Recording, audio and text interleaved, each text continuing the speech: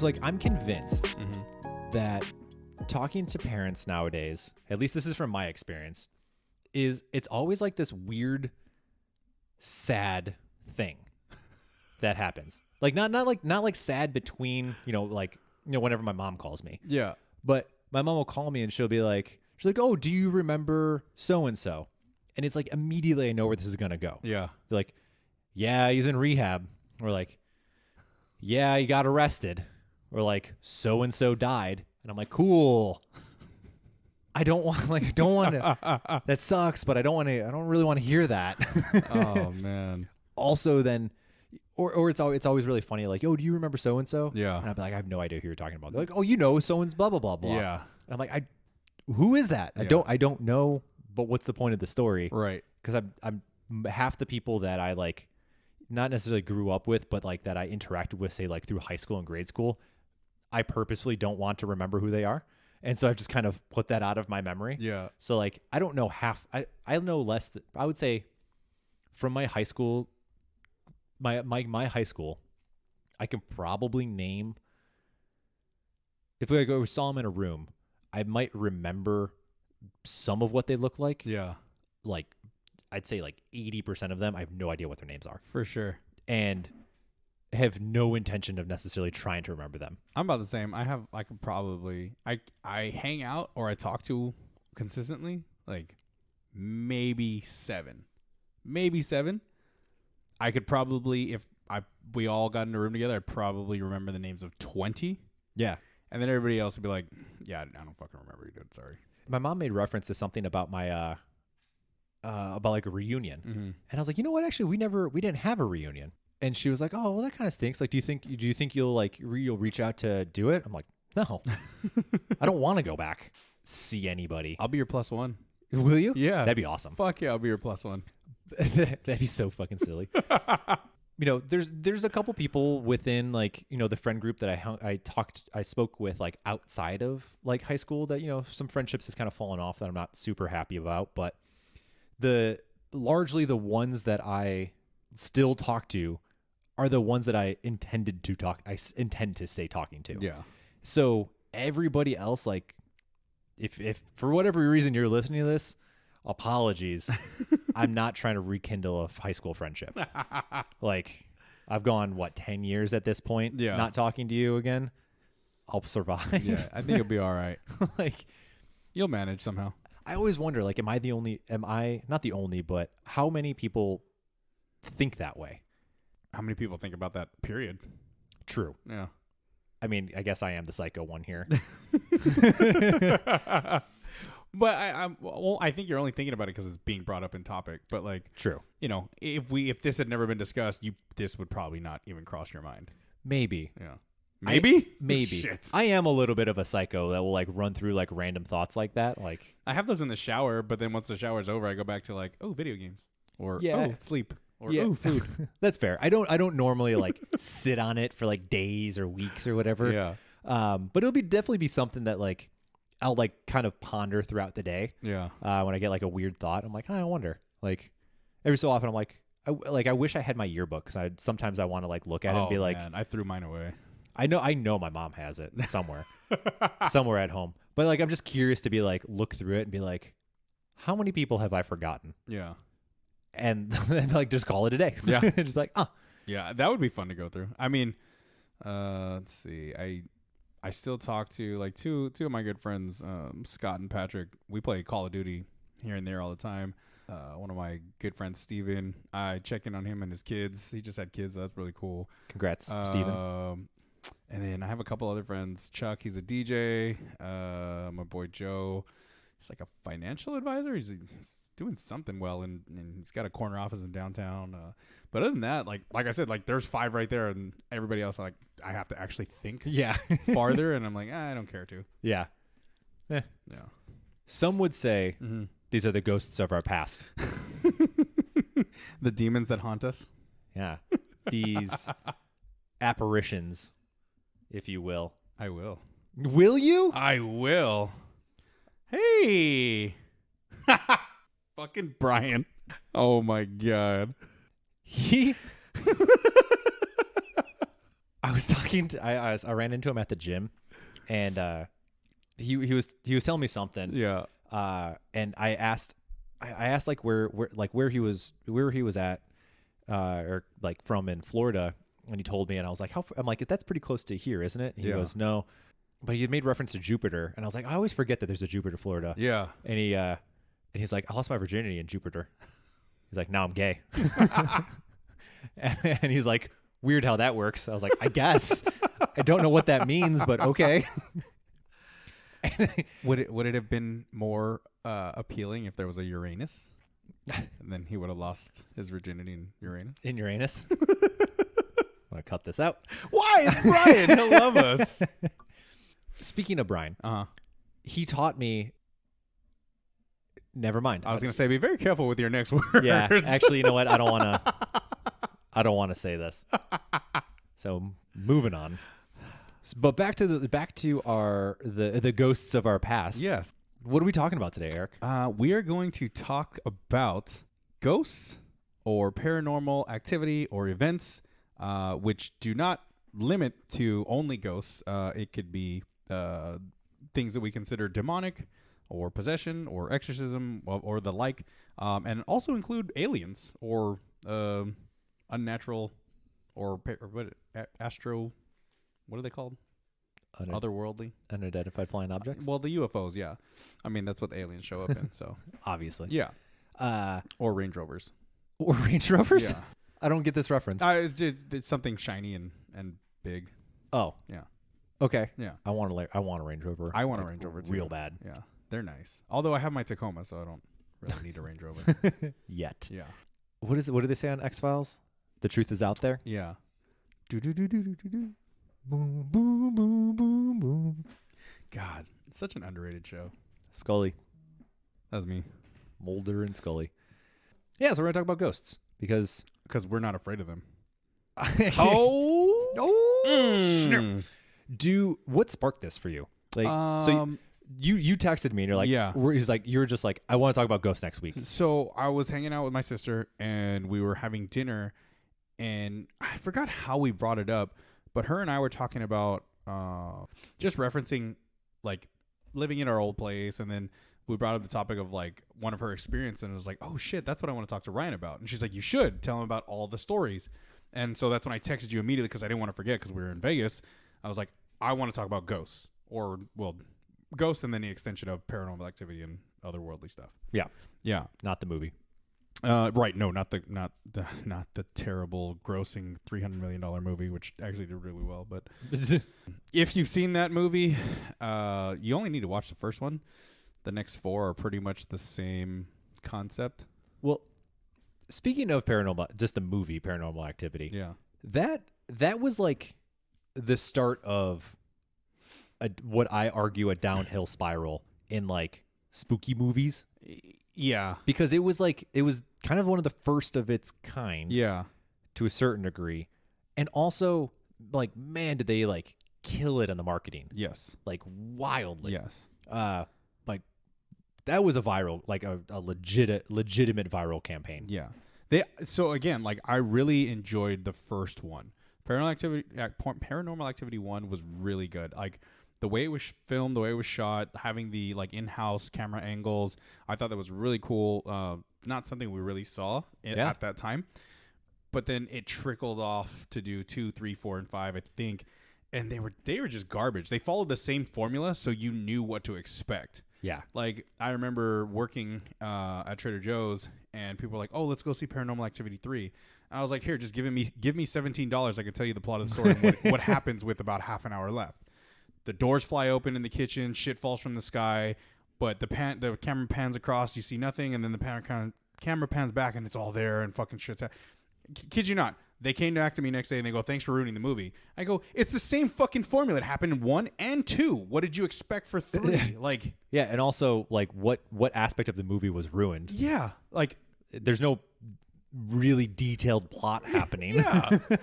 So yeah, that was I should have made about $54, $52, whatever the math is. Wasn't that movie? That movie was like super low budget, wasn't it? The first one was, and it did really well. Then the following ones, their budget increased, but the profit value decreased. I feel like that's a pretty steep drop off. Yeah, when people are like, I know what's going to happen. I think by the last one, it was straight to DVD. I think they broke even. Well, it was out for like 2 weeks. At least I remember it was out for 2 weeks. But then it was just like, yeah, they tried to go. What did they try to do with like 4 or 5? They tried to change the story, to like.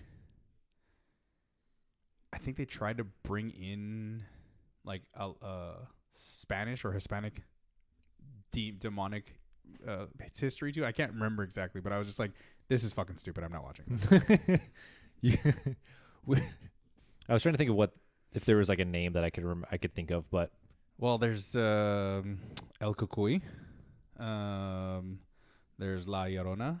That's right. They did have a movie about that one specifically. Yeah, that one was. I thought it was well done. It's definitely a jumper. The story was kind of okay. It was entertaining. Yeah. I will say that movie was definitely entertaining. I laughed. I was, don't get me wrong. I was hiding behind my hands. My eyes were hiding behind my hands, but I did laugh. So, but I did giggle. Yeah. All right. So what was the story that you and your sister were sharing? So we actually have a couple, but the ones that she asked me to share were all relative to the house that we used to live in up in Altadena. One night we had both gone to bed, and I don't remember what time it was. She tells me it was between like 1 and 3. Now the timing is only important because typically, like at that time, it's fucking dead silent up there. It's the witching hour, right? It's dead silent. It's the witching hour in quotes. Shit typically happens between and then. My sister had called me from her cell phone, and the way the house is set up, her room was on the backyard side next to our pool. Then it's my mom's room in the corner, and then it was my room on the alley side of the house. Now, to get from my room to the pool, there's 2 iron gates. Mind you, these iron gates are old, so they creak every time you open and close it. Doesn't matter if you open it softly, hard, quick, fast. They creak. Like day, night, they creak. Like classical horror movie. Like classical horror, like you would hear it. And it has a spring, so if it closed, you would hear it shut because it would go wham, right? Wham, wham, wham, whammy. Now, the only thing that I could think of that would counter this story's argument is attached to the fence. There is a ledge that you could easily climb up and get to the back without going through the first gate.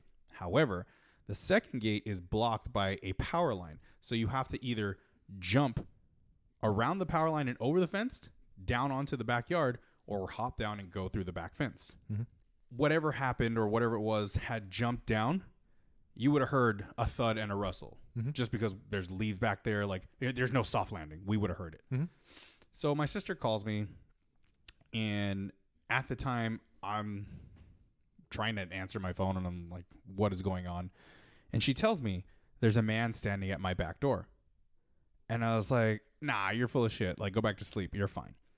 And she's like, no, he's standing at my back door. Like, he's not moving. He's literally. So she has a door menacingly and 2 windows, right? That lead out to the pool. And she keeps telling me he's outside. And I was like, no, you're exaggerating. Just go to sleep. You're having a bad dream. Now, is she alone? Is it like just her, or your parents there? So she's in her room. My mom's in her room, and I'm in my room. Gotcha. Okay. So it's all 3 of us. Okay, so you're all in the house. We're all right in now. the house. Gotcha. Yeah.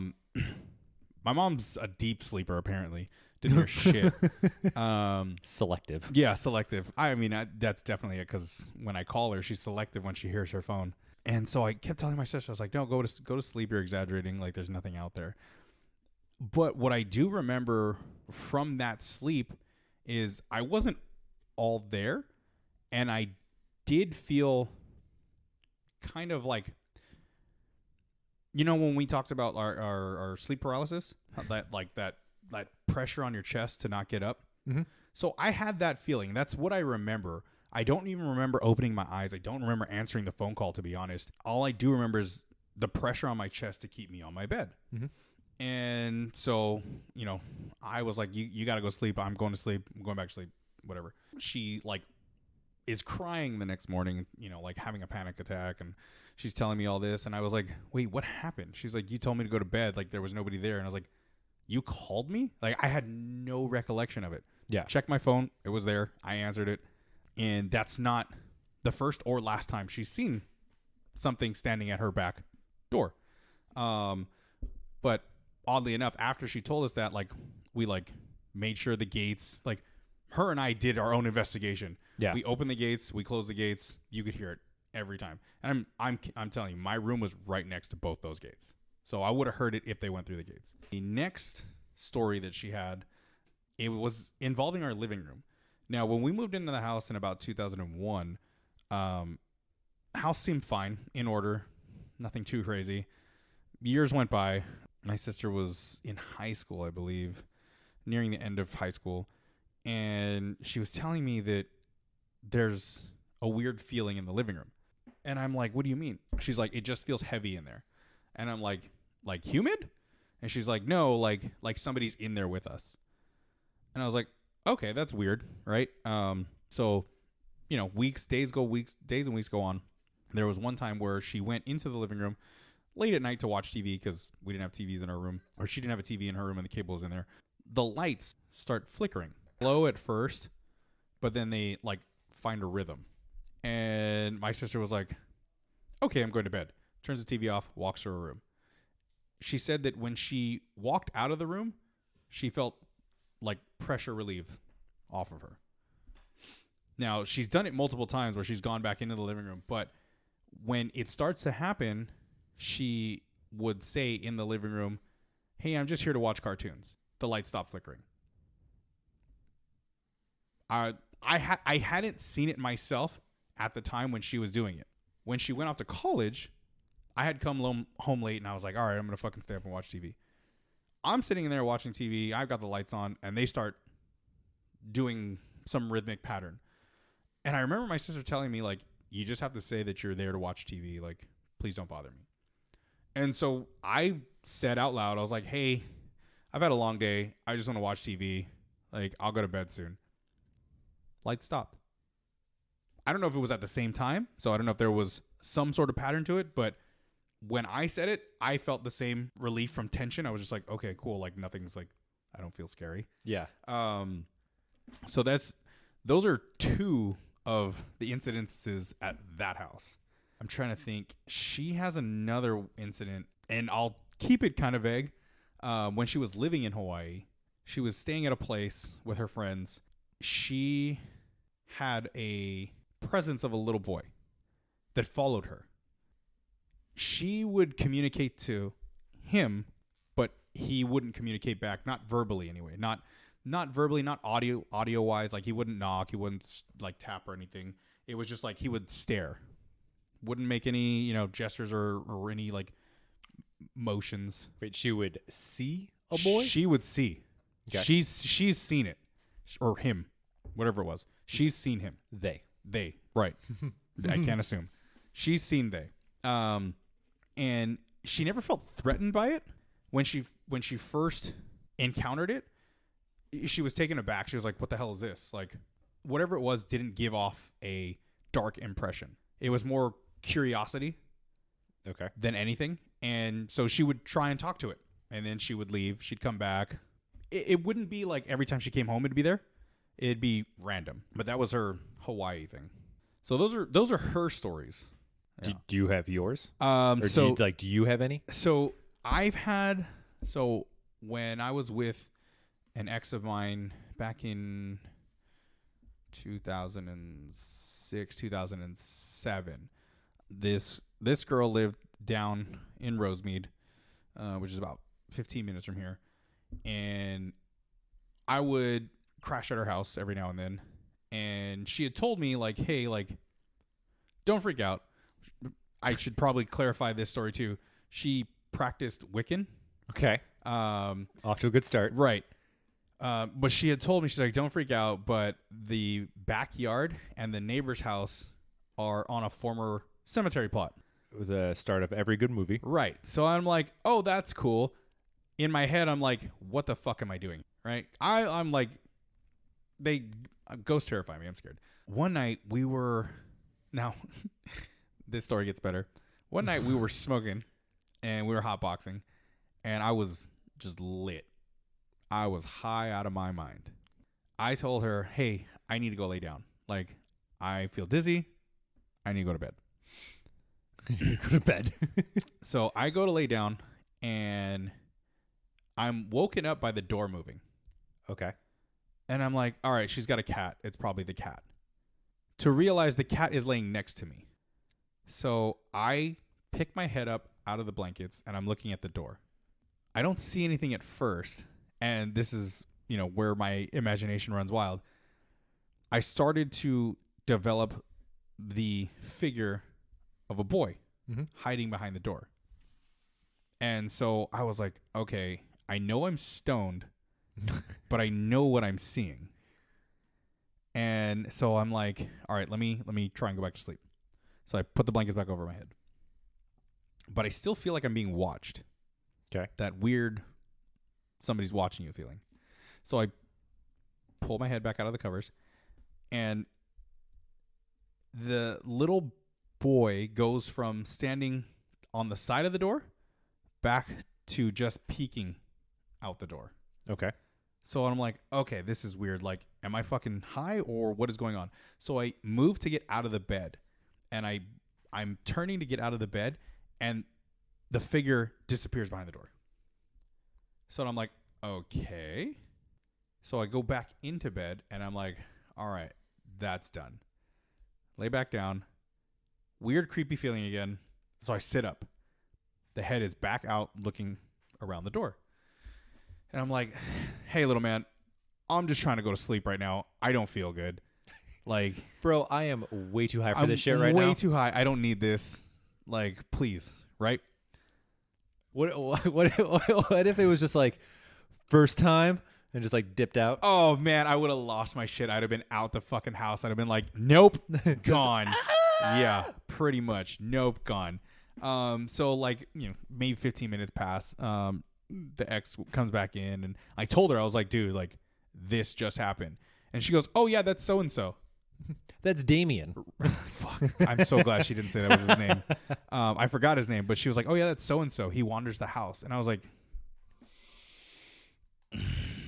now paint me the picture of this room. yeah. Is it like lights off? Like you're trying to you're going to bed type of thing? So the lights are off in the room. Mm-hmm. I'm laying in the bed. The bed is in the furthest corner from the door. Okay. Behind the door is a closet. The closet doors are closed. There's a bookshelf with a TV. There's a book stand that's about the height of the room. There's her desk. There's the bed. Okay. Outside the door is bathroom to the right, bedroom on the opposite hallway. Down the hallway is a closet and the front door. And right before the front door is another room. Okay. The front door light is on just because they're still outside smoking. Mm-hmm. Every other light in the house is off. I don't know how there could have been shadow play, but that's what I saw. That was my like, I see you kind of experience. My other experience was, when we were talking about sleep paralysis. Yep. God, I think maybe when I first moved in here, and then I've had it when I first moved in here, and then when I was living at my mom's place up in Altadena. Same feelings, same eerie feelings. Woke up in the middle of the night, but I didn't open my eyes. I just felt heavy, like something was on top of me or floating right above me. And I didn't want to open my eyes because my imagination runs wild and I don't want to fucking see what I'm thinking is above me. The more recent one was scarier because not only did I feel the pressure on top of me, but in my imagination, in my head, I saw red glowing eyes looking down at me. I'm telling you, my eyes were closed, and I like squinted to keep them closed. And when I was forcing not to open my eyes, my ears started ringing, both of them. Normally it's just one. Normally it's just one ear that rings, and I'll like, play with it to get rid of it. But both ears started ringing, and I was just like, fuck, man. Like, I don't need to deal with this right now. I don't even know what fucking time it is. I'm fucking exhausted. Like, just leave me the fuck alone. Right in my head, right? So I managed to like move my hands enough to like get the blanket over my head. So it wasn't like full paralysis, but I was able to just like do this and then like just kind of like keep my face closed. Mm-hmm. Probably 2-3 minutes went by, my ears ringing, that pressure feeling, and then nothing. Like pressure gone, ears ringing gone, imagination off, like nothing. The brain wiped. I was just like, what the fuck? Didn't open my eyes still because I was still fucking scared, but I was just like, all right, I can go to sleep because I don't hear or feel shit anymore. Yeah. And I was like, all right, cool. That's it. I'm going. Yeah. And then, yeah. So those are my two bigger experiences. Okay. Now, I don't have any ghost stories to share on this one. One thing that I didn't state before this was I am the skeptic in this relationship. So, and I'll make it known too. Like, it's not like I have or can have an answer for absolutely everything. Yeah. But I generally don't believe in like ghosts. But here's like questions that I have, right? Because I have like my own thoughts of like what can. Well, not my own, but stuff that I've also like researched and tried to learn about over time of like what can potentially cause like these beliefs. Yeah. So question 1. Yeah.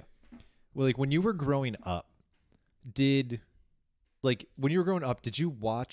ever watch like scary movies? Did like your parents ever tell like kind of like ghost stories or scary stories and stuff like that? So when I was a kid, my dad did his best to try and scare me.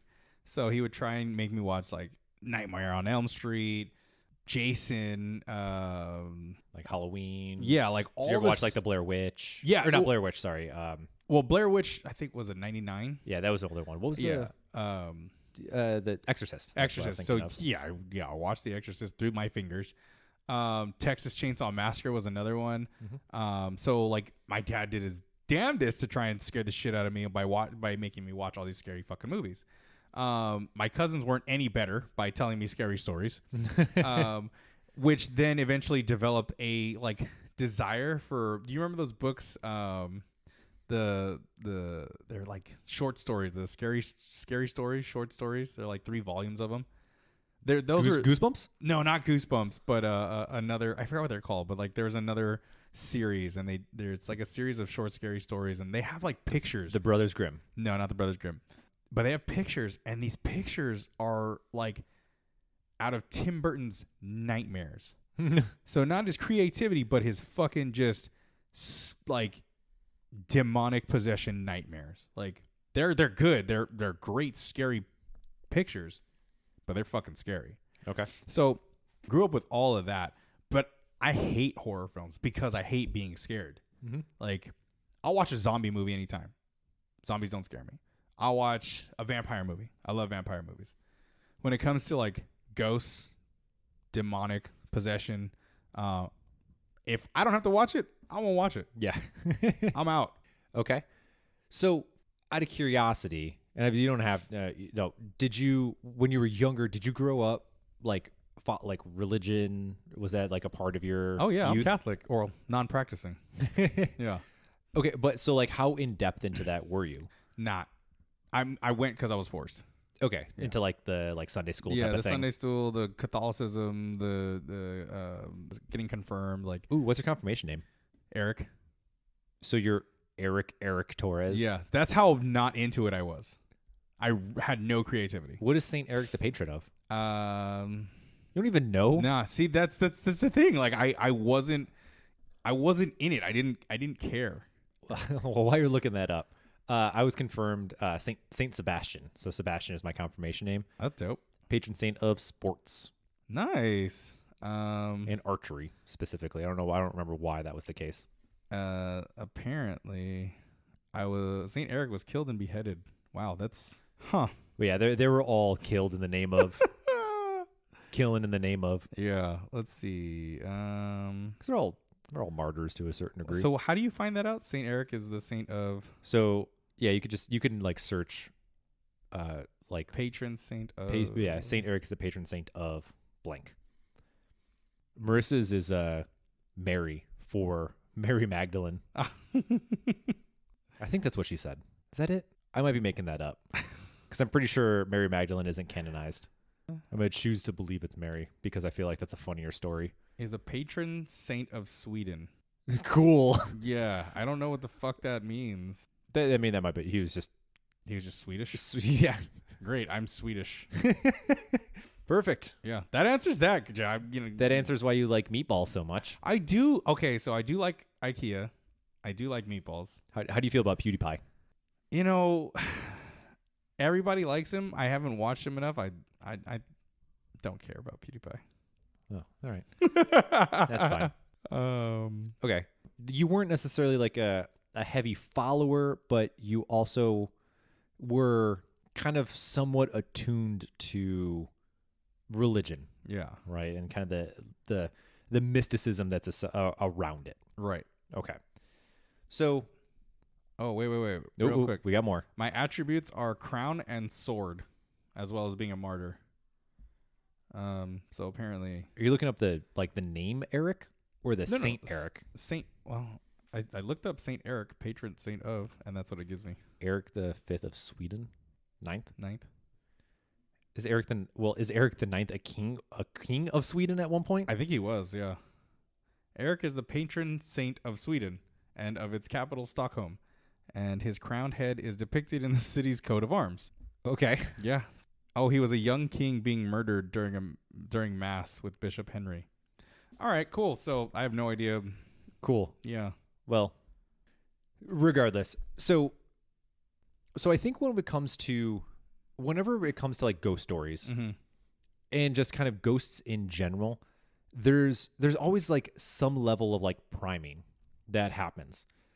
And very rarely do you ever find somebody that has ghost story that also then says, I don't believe in ghosts, or that I believe. Yeah. That you very rarely find somebody who's like, I have a ghost story of something that you saw, but then also at the same time say you don't believe in ghosts. They almost always go hand in hand. Yeah. And I very well could be wrong about that, but from my experiences, that's always been the case.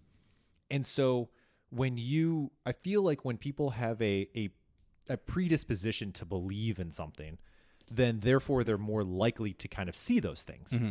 So like I kind of think of it almost like the Bader-Meinhof phenomenon, which is, so have you ever, when you were like, I want to buy a Tacoma, did you start to notice Tacomas more often when you were driving around the street? The trick question usually, because it's yes. It's a yes, because I know you get hyper focused on it. Mm-hmm.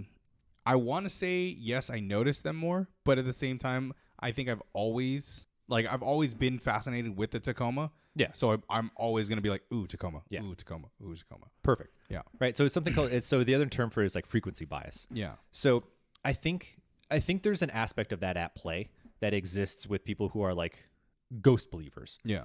Because you kind of have, and it's not something that you're, most like, I'm going to say for you, if for example, probably aren't walking around every single day pondering the concept of ghosts and whether or not you're going to see another one. Mm-hmm.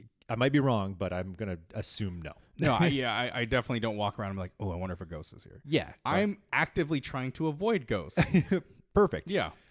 So I think there's this frequency bias thing that exists, right? Where, you have a predisposition to like see or be hyper aware of something that you believe in. Right. So it's the same thing that exists with like very, very devout believers of whatever religion it is. Mm-hmm. There's going to be instances in their daily lives where they're so hyper aware or hyper focused on the concept of a higher power that when something slightly out of the ordinary happens, then the immediate response to fall back on is it's an act of a god, or something like that. Yeah. And so you see holy or divine intervention to a certain degree, like in aspects of your life. Something didn't go your way, there's a reason behind it. Something good happened to you, there's a reason behind it. And I think and so that's kind of like, I think with ghosts or paranormal activity, we have this like this suspense of disbelief purely because we believe in it to be true. Right. And I think with that as well, there's a case to be made. Like, yes, you say you're afraid of that concept, but maybe if you start to peel back some of these layers, like you're inquisitive and intrigued enough to say, like, I want to know if this is real or not. That's fair too, because like I think I had like a strong dedication to watching like ghost stories or ghost adventures, and I'm just like, this has got to be real. This has got to be real. Like, I want it so bad to be real, but at the same time, I know that they're TV shows, so I'm skeptical because it's like I remember even when watching, I remember this is all for television. Yeah. Like, I have to be cognizant of the fact that some of this shit, being in production too, some of this shit is fake. Some of it's done for, dramatic effect. Exactly. Like, lighting, noises, like creaks of houses doesn't necessarily represent a paranormal activity. So when I watch them, I'm very, very critical of what I'm watching. So I guess that is that hyper focus of like, I do want to know if this is real, but at the same time being well aware that some of this could be bullshit. Yeah. Well, and I think so that's a good point to like kind of like leap off of, is like, I think people who are believers in ghosts want ghosts to be real. Yeah. And there is like this yearning for it to be a real thing. Mm-hmm. So I think like more than half of like polled Americans believe ghosts are real. And that's a significant amount of people. Like, that's hundreds of millions of people that believe in some paranormal thing that exists. And so in some of these things that I like, notes that I've kind of made specifically on these topics. So like when we talk about like people wanting things to be true, or sorry, actually, I'm not even gonna say that. But so kind of going into ghost stories, right? You're with this priming. The way that you were telling the story about with your sister, you set a tone and you set a stage, and whether intentional or not, you set it in a creepy setting, right? It's dark, people are sleeping. Yeah, you set the tone that there's a gate that can't be gone through, like that, without somebody being aware of it. Yeah, that there's leaves on the ground, so if someone were to hop a fence, it's gonna make a noise. Like, there's no way that anything can be there without somebody being aware, because there's going to be something that's going to trigger people in the house to like awake or be like just heightened awareness of something like that. Now, so it sets this tone of impossibility, where then it severely limits the ability of things that can make sense in this situation. And so because now this predisposition to say, okay, I do believe in ghosts and I want ghosts to be real, then you start to fill in the gaps. Yeah. Right? So what are, or for you, for example, when you were at your ex's house. Yeah, stone out of my mind. Yeah, right? So you are severely impaired. Yeah. Right? And then, and again, you kind of like are setting a little bit of a tone, right? It's dark. I'm really high. I'm trying to relax. Yeah. She's Wiccan, right? Yeah. So you are now primed when it comes to like witchcraft and supernatural and spiritual aspects. That there's a graveyard, which is like the most cliche thing you can possibly say in all of these aspects, right? You're now associating stuff with dead. Yeah. And now again, even though that's not the thing that's on the forefront of your mind, it exists in the back of your head. Yeah. All of the time. It will always be there. And so something slightly out of the ordinary happens where you have no real explanation except for going towards the fears that you have and the beliefs that you have, where a ghost is the thing that makes the most sense. Yeah. Which is weird to say. But then also you're with somebody who is an avid, like not even a believer, a practitioner. Yes. Within the dark arts. Yes. So So there's so many of these things, right? And so I think about that, and I think about like stage hypnotists, right? It's all suggestions. Like nothing. You can't, like, when it comes to like stage hypnotism, you can't make people do something that they're not going to want to do. Right. Like, you can't force that. You can't, like, that's movie shit, where, like, so you're not going to get somebody to hop up on stage, hand them a gun, and they're going to shoot somebody. Like, that won't happen. Yeah. But you can get them to quack like a duck, or speak in an accent, or, whatever the case may be, because it's like, it's just silly enough that it's not putting somebody so far out of their comfort zone that they can't be like slightly suggested into doing it. Right. And so, like, that's, I think that's the root of a lot of these cases or situations where people like have these beliefs. Now, can everything be explained? No. Like, there is, again, I'm a man of science. And so there is an aspect to it too. I have to go, do I believe ghosts are real? No. Can I prove that they're not real, or can I prove that they are real? Also no. Yeah. Right? Because we just don't have that ability. Yeah. So it's, in my opinion, it's the same thing that we can do with God, right? It's the same thing that we can do with like aliens. We can't prove their existence, but at the same time, we also can't disprove their existence. Right. So they kind of sit and lie in this gray area, and this like ambiguity that exists within our brains lets us really fill in some really weird ass gaps in our imagination as we're like existing through life and space. Yeah. And I did want to make it clear, like, my imagination runs wild. Like, when my senses are heightened, my imagination runs wild. Yeah. So, like, that's another, like, more of a scientific explanation to, like, why I may be feeling or seeing. But at the same time, like, I can't explain pressure on my chest laying in bed. For sure. I can't explain, like, the ear ringing. Mm-hmm. I'm sleeping. Again, normally it's one ear.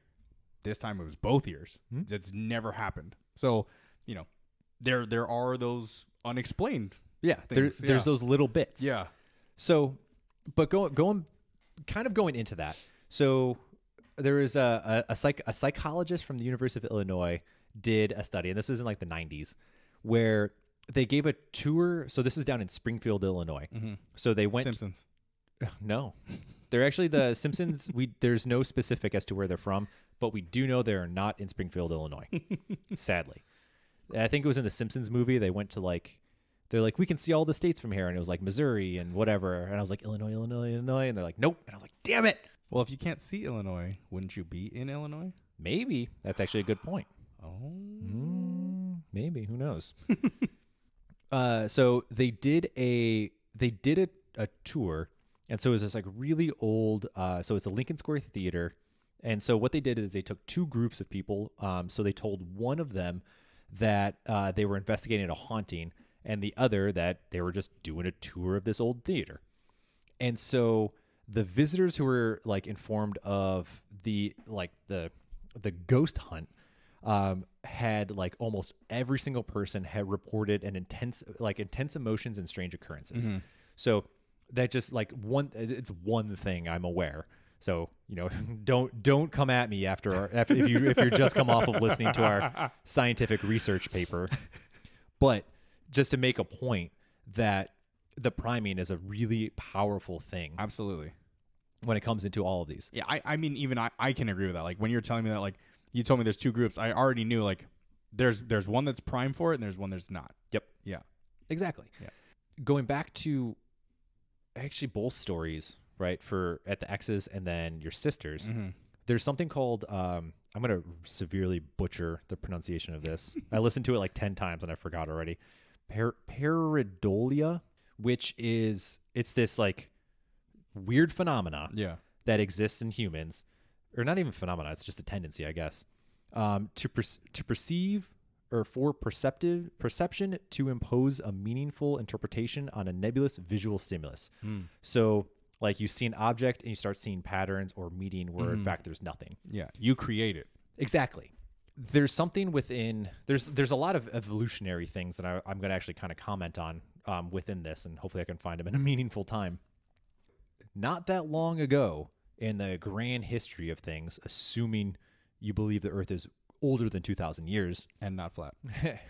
Well, We can't prove that one. Let's, that's the topic for another discussion. But evolutionarily, like, we're not that old. Like, we haven't been on this earth that long. Right. In the grand scheme of things. Yeah. And so I argue, or I believe, that we are ancestors of monkeys, right? Hunters, gatherers, these types of things. And so we are also, if we were left to our own devices out in the wild, we're not that big, we're not that strong, and we're definitely not that fast. Yeah, we're going to die. We're going to die. Yeah. And so we have to perceive things very heightenedly, right? You hear about like camouflage, like butterflies hiding into bark, animals being black and hiding in the shadows, essentially. And so we have to try and pick out these like patterns by nature. And then people do this all of the time. Like you start seeing Jesus in toast, right? Or or you see images in the clouds. But that's our brain trying to make sense of something that's happening. Yeah. And create some sort of pattern or recognition based off of the things that we've experienced before in our lives.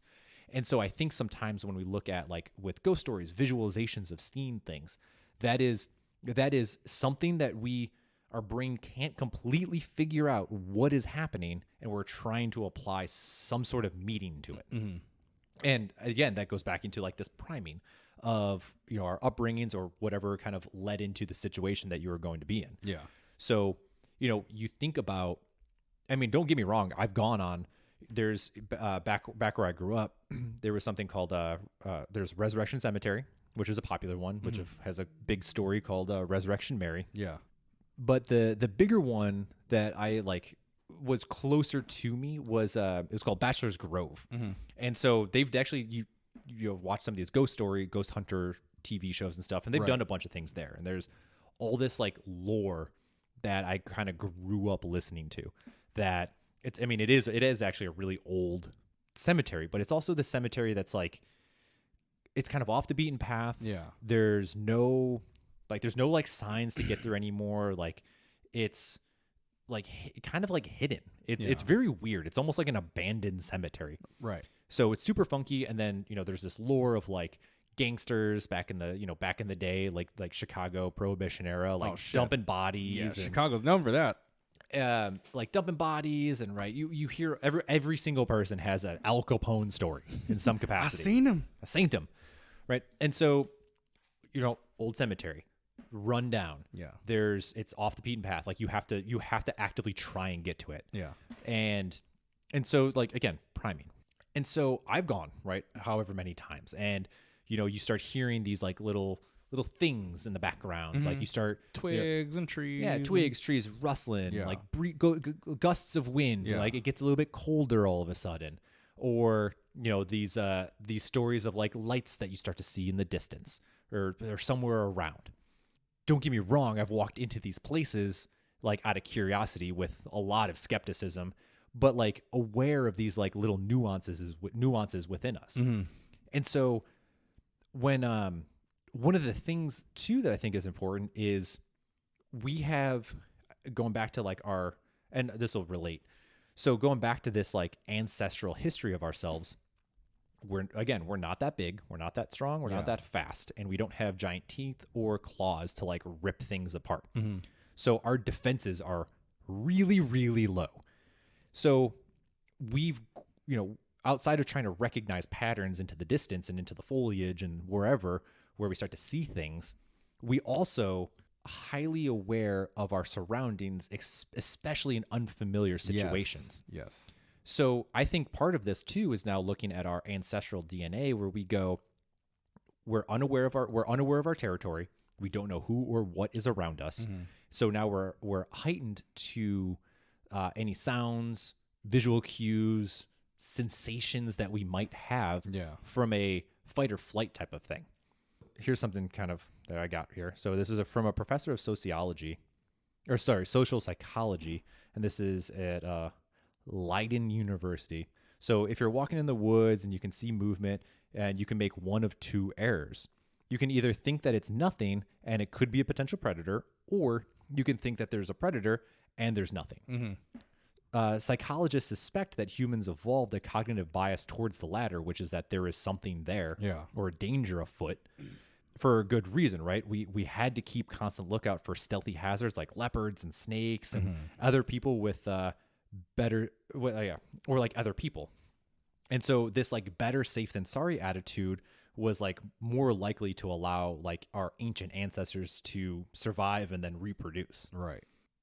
So, but with that kind of like deep within our brain, that could potentially be something that, you know, this propensity for us to kind of assume the worst in an unfamiliar situation can then cause us to sense a presence of another thing that's there, or even when we're alone. And I think that's like why like a snapping twig can activate this like fight or flight reflex. Oh, it definitely and make us like freak out. It would in me. Yeah. Right. But like, I think that's a really important aspect to kind of think about. Yeah. You know, you have a lot of people who think that we are so evolved, and we are to a certain degree, but there's instincts within us that we're just not like, I think the average person isn't just super aware of. You know, there's a joke on from Joe Rogan where he talks about like instincts and how he has a cat that he's like, this cat has never been outside. It shits in a box in our bathroom.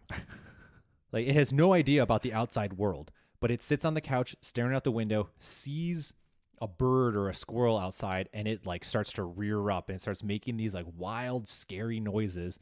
Like, and it just knows that it needs to kill that, and it needs to kill it now. And if this window wasn't there, it would kill it, murder this squirrel with every intention and every ounce of its being.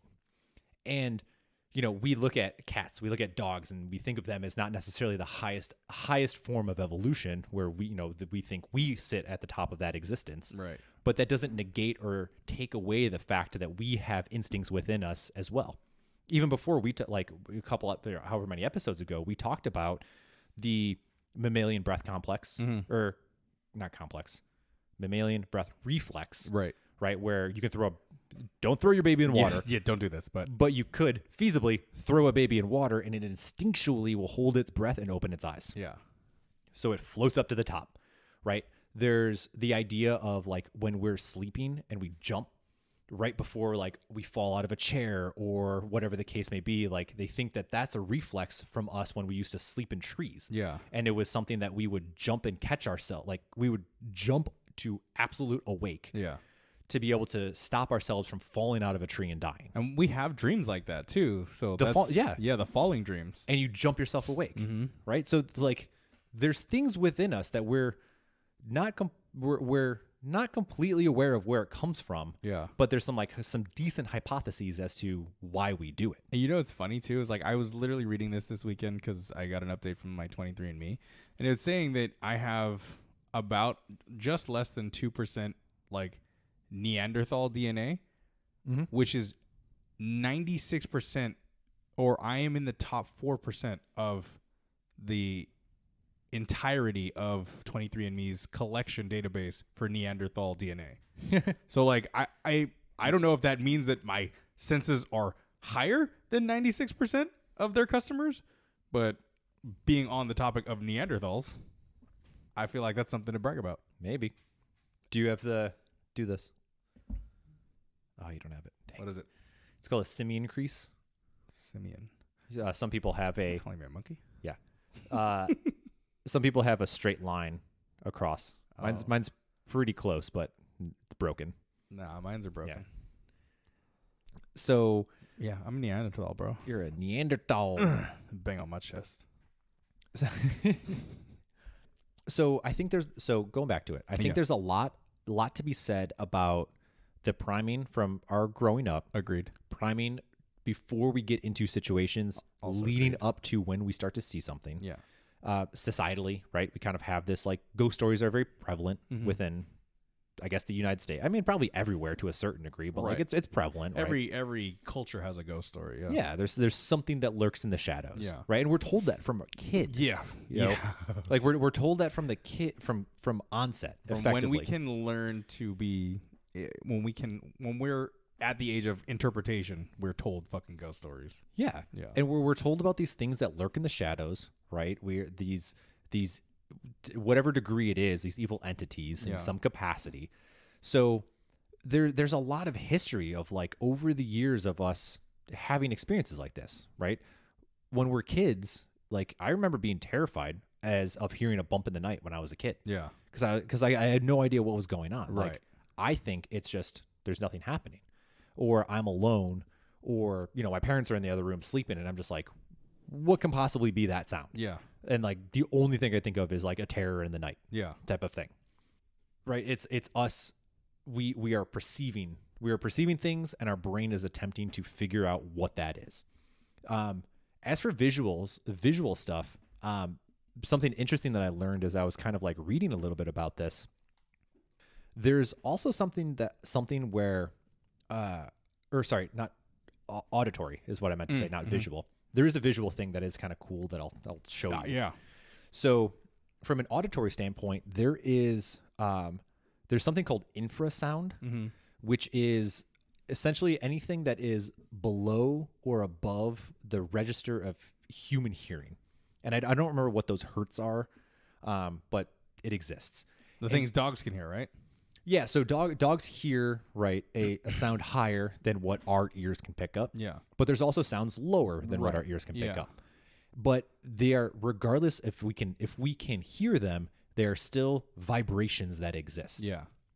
And so there's this story, well, not even a story, it's a researcher. So in the 1980s, a British engineer, Vic Tandy, so he's working in a research lab for a medical supply company when he started having this strange feeling starting to come over him.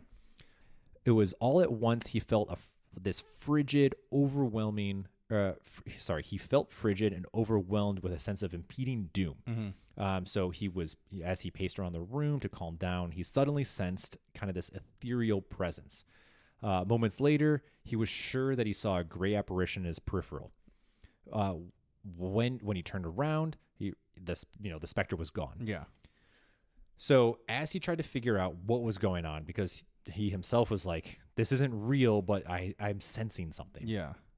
So he found out that the culprit turned out to be a fan that was humming at a rate of 18.9 hertz. Really? So though he couldn't sense the quivering, kind of the feeling of sound. Yeah. So for him, from a visual standpoint, your eyeballs vibrate at a very similar frequency. So this kind of inaudible sound was vibrating his eyes to kind of cause this like weirdness. So the sound threw his vision for a loop and caused him to see a vague like apparition. So this rogue fan caused him like momentary pain, not momentary pain, panic. And as studies have suggested that noises can cause a person's organs to shake as well, and make them like hyperventilate.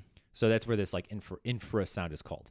And so infrasound is also used within music, within movies, because even though we can't hear it, we can feel it. Yeah. And not just visually, but you can feel it in kind of in your chest or your body or wherever it might be. And so the 18.9 hertz has been considered, or has a reputation of what's being called the fear frequency because of that. That makes sense. But so I think about that where, there's things in nature that make sound. Yeah. And there's sounds that we can't hear, but sounds that we can feel. Again, whether it's within the ears, whether it's within our eyes, whether it's just physically, there's this kind of unnerving sense that can come from it because our ability to perceive it logically doesn't exist. Right. So we feel something that we don't know what's happening. And so I think there's that aspect to it that can play into it. From a visual standpoint, because this has actually thrown me off before, and it's very subtle. But again, if we're in a heightened state where we're aware and we're kind of almost trying to perceive things, this can mess you up. Ready? You want to see something cool? Yes. And I'll explain what it is in a second. So it probably wouldn't work to look straight at me. Okay. So you could look at something kind of like in the distance. And so and if you're listening, as long as you're not driving, you can do this as well. So doesn't matter which eye you do it with. So you're going to cover one eye with your hand. With the other eye, you're going to stick your thumb out in front of you. And you're going to have your thumb pretty much right in line with your eye. So you're going to stare past your thumb at something, and you're going to slowly start to move your thumb off to the distance, but pay attention to, so you're going to keep looking straight, but pay attention to where your thumb is. Don't bring it up though. So you're gonna have to move the mic. Move the mic. Okay, hold on. So I'll kind of do it with you. So you're gonna go super slow. Try and keep it in line with your eye. And there's gonna be a point as it kind of goes a little bit just outside towards the edge of your peripheral. Your thumb goes away. You probably went too fast. Well, it's not like at the literal edge of your peripheral vision. Oh. Yeah, you've gone too far. Go back. So I forget. I remember the whole thing, but there is, so it's about right here for me. But your thumb will disappear. See if you can get it. It's subtle. Like it happens in like a moment. Yeah, it's too far. Whatever. It's fine. Well, I'll see if I can look it up and try and get it to go again. But if you do that, it's kind of one of those, like when you kind of know what you're looking at, you're looking for, it's a little bit easier to see. There is a hole in your vision that exists by nature where your optic nerve connects to the back of your eye, and it's on both eyes. But there's a gap. There is a point that nothing can be come through because that's just where the light has to reflect into your eyeball. Yeah.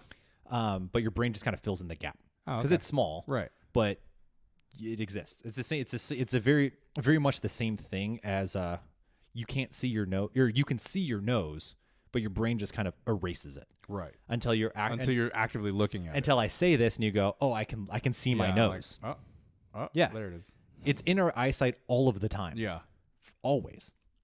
So the brain is really, really powerful. And that's why, you look at these like optical illusions, and that's why our brain is like, what is happening? Yeah. Like something's moving when it's just a printed piece of paper. Yeah. Because of these like weird perceptions. So your brain is always constantly trying to do the least amount of work possible to make your worldview in existence like what it is. And so when there's something that kind of contradicts it in some form or fashion, it like will start to go haywire.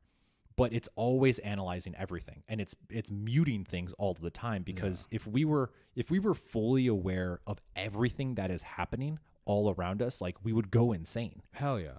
To be able to sense everything, to be able to, you can feel your heartbeat if you think about it, but when you don't, like you're not aware of it. Yeah, again, the hyper focus. Yeah. Right. Just to add a couple more, because it kind of fucks with people when you start doing this. Is you're not consciously breathing, but now that I'm talking about you feeling your breathing, you're aware. Actively breathing versus just passively doing it. Yeah. Right. So there are these autonomous things that happen until your attention is brought to it. And again, that's just kind of idea of like, we can't focus on all of these things. Same with blinking, right? Like, you don't know you're blinking, but you do it constantly. And as we say it, now you are actively blinking. Yeah. You're just like, wait. You're paying attention to your blinking, right? Just like you were paying attention to your breathing, right? All of these things. Yeah. And so again, it's an attention thing. I feel like I'm starting to talk circles at this point. No, we're pinpointing like focus. Like, and that's, I think for your argument's sake, when we are hyper focused, our imagination does the rest, or our brain does the rest. Yeah. So I totally understand that. And again, I know there's scientific explanations to most of the things, but I still am like, man, like I know what I saw and I know what I felt, there's like you were saying, there's that emotional attachment to it. Yeah. Or it's, you can't explain that. That's just what somebody's brain or experience is telling them at that point in time, and how it's ingrained forever at that point. Yeah. The a couple other like kind of notes that I thought was kind of interesting. I know we brought up the witching hour, which for those of you that don't know what the witching hour is, it's kind of like it's the time between 2 and 4 a.m. Yeah. Usually 3. Typically 3. Because it's associated with something specific. Yeah, it's just, I don't remember exactly what it is, but it's like the demonic hour. Because 3, the claws, the Trinity. It's very Catholic. Yeah, it's very Catholic. So there was I didn't take note of it, but that's fine. But there's some research that suggests it's like seizures that are in the temporal lobe. Which is the area of your brain that processes visual memory and spoken language, might trigger ghost sightings. So they've done this thing where where electrical disturbances in the brain in this brain area could make us feel connected to otherworldly realms. Mm-hmm. So patients who have had a history of such problems are more likely to report paranormal beliefs. So furthermore, supernatural experiences tend to cluster between 2 and 4 a.m., which some studies have suggested is that the time that these kind of seizures would occur most often. Okay. So something to be said about this whole witching hour thing when we're sleeping. Right. Also, sleep paralysis is a real thing. Yeah. So there's also, where we are conscious but dreaming at the exact same time. Yeah. Which is a wild ass concept. It's crazy. So, I mean, in our dreams, like our dreams can feel unbelievably real. And now to think about being conscious while effectively you're hallucinating is like going on in real time. Like, how do you make sense of that? Yeah. The other thing that I thought was really interesting that I was reading up on was, so like spouses, post-spouse death, there tends to be a heightened, there's a higher propensity for people to see, encounter, feel their loved ones after their passing. But in 1971, there's a survey in the British Medical Journal that found that close to half of the widows in Wales and England had seen their partners post-mortem. Yeah. So these like vivid encounters, which psychologists call after-death communication, have long been among the most common kinds of paranormal experiences affecting skeptics and believers alike. Mm-hmm. So it's kind of similar to almost like a kind of like phantom limb. Mm-hmm. So if you don't know what phantom limb is, it's like if your arm was to be cut off, that you would have sensation of your hand itching or a scratch on your arm or like you dinged your elbow, because your brain is kind of, it's those connections exist in your brain even though the limb itself is not there. Yeah. And so that's, they think that there's a similar comparison to be had with these like kind of post-mortem visualizations or encounters where the theory or the feeling of loss is so great that your brain is actively looking for closure by having an experience with like, this person. I've had one of those and it wrecked me the next day. Yeah. Like I've had a couple of them actually. One that I don't mind sharing is one of my best friends in high school. He and I, like, we were super close, had the same name, hung out as often as we could, went to Dodger games. I would definitely say he was one of my best friends.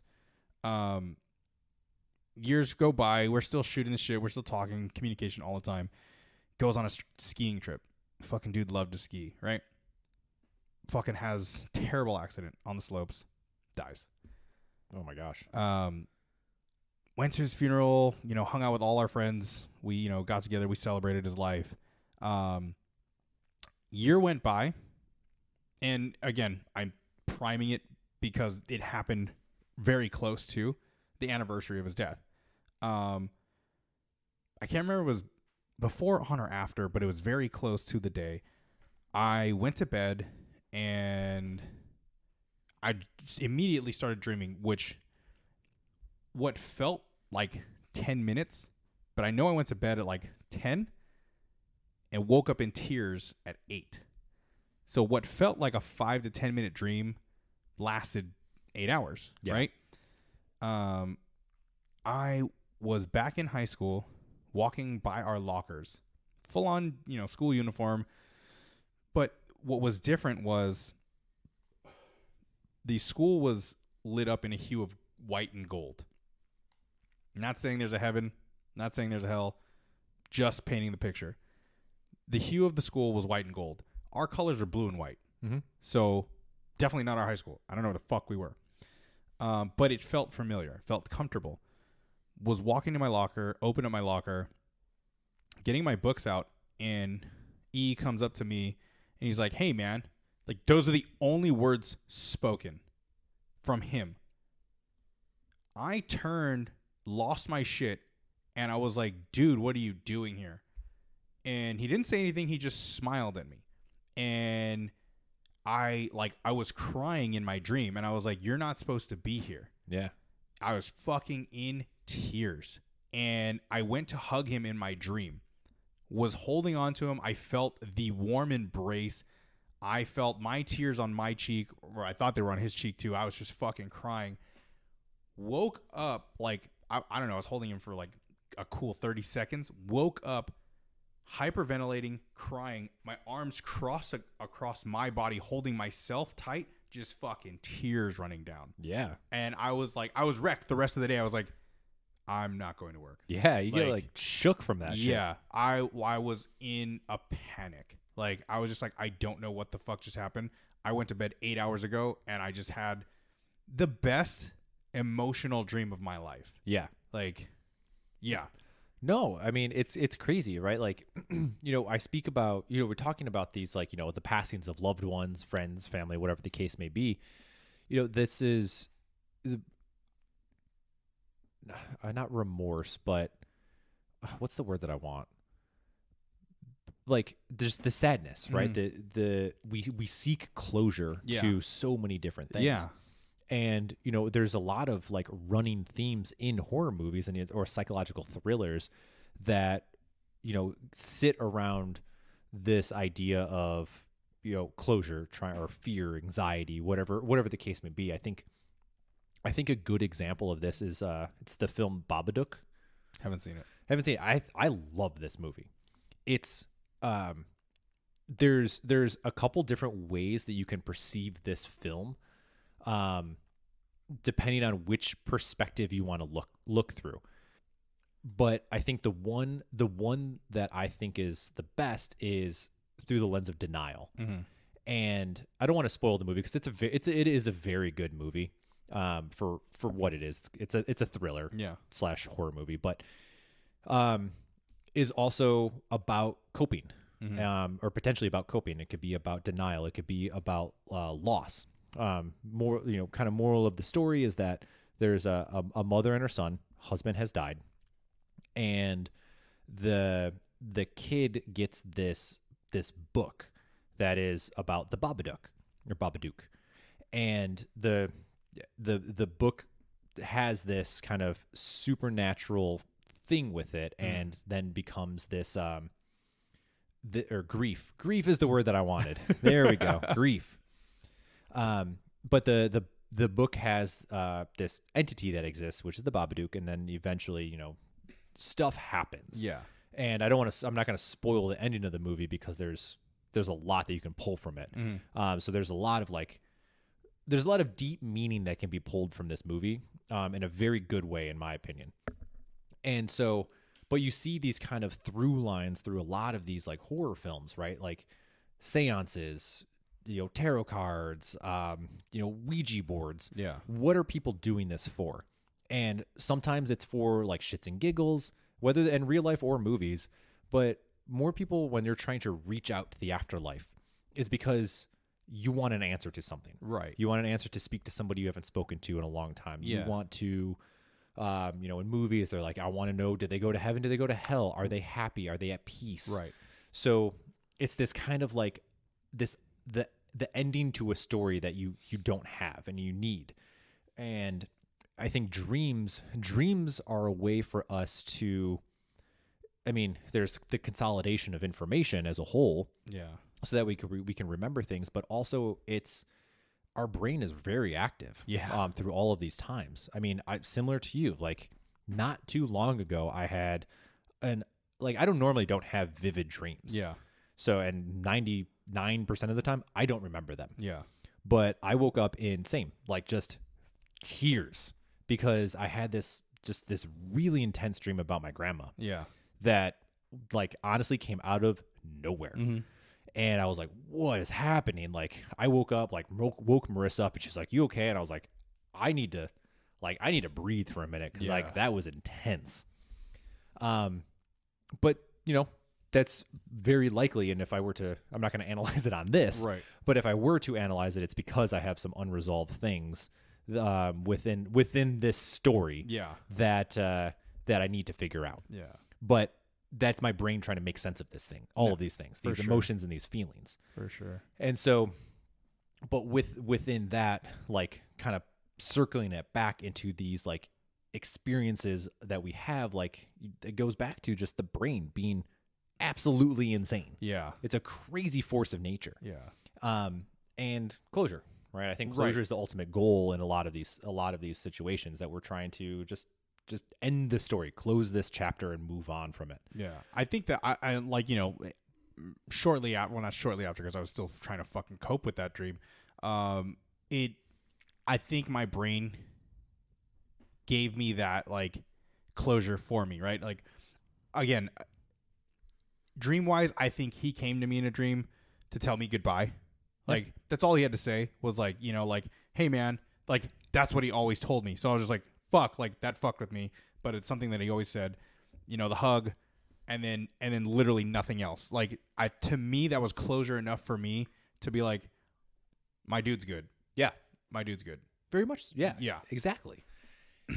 And so, yeah, this took a weird, sad turn. It did. But nonetheless, going back to like how powerful the brain is. Yeah. And how overactive mine is. How crazy it can be. Yeah. So, but I think with all of this stuff, and it's very similar. Like, yes, I'm a skeptic, 100%. If I haven't made that abundantly clear yet, but I also, I'm trying to not be the person who's going to just straight shit on somebody for these like beliefs, even regardless of how wacky I think they might be.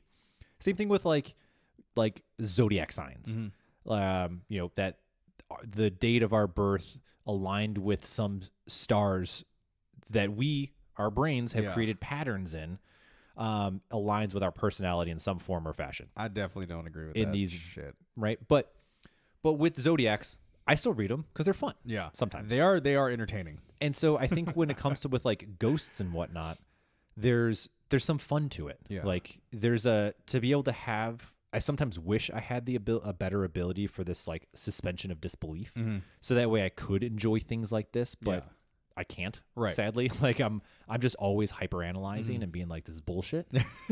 And so like, but that's the thing that's annoying. Like, I wish I could. Yeah. Because like going into like, I've gone ghost tours. Like there was a Wiccan place where I grew up and I went on a ghost tour with them. That's awesome. Because I was like, I want to have fun with this shit. Yeah. But I like the entire, or like going on like haunted tours, going to like abandoned places, going, or like going to like, even like during like Halloween, going to like the scary farms, like like scary things. Yeah. Like it doesn't work on me because I'm just too aware. Yeah. And I'm like analyzing things all the way through. So I'd like, it's just not fun. I'm like that now where I'm just like, I like going to see if they can scare me. But you know, knowing like, again, priming the brain to tell yourself we're going here to have fun. You know, it's fake. Like, you know, there's going to be somebody around the corner every time.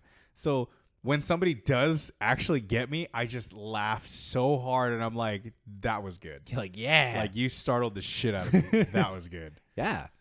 But it's fun, right? And I think, you know, if you do deeply and truly believe in that stuff, that's fine. I like do it, right? Enjoy it or not, I guess, to a certain degree. Yeah. Like, you know, there's other reasons or motives behind it. Yeah, there's the good and bad within him.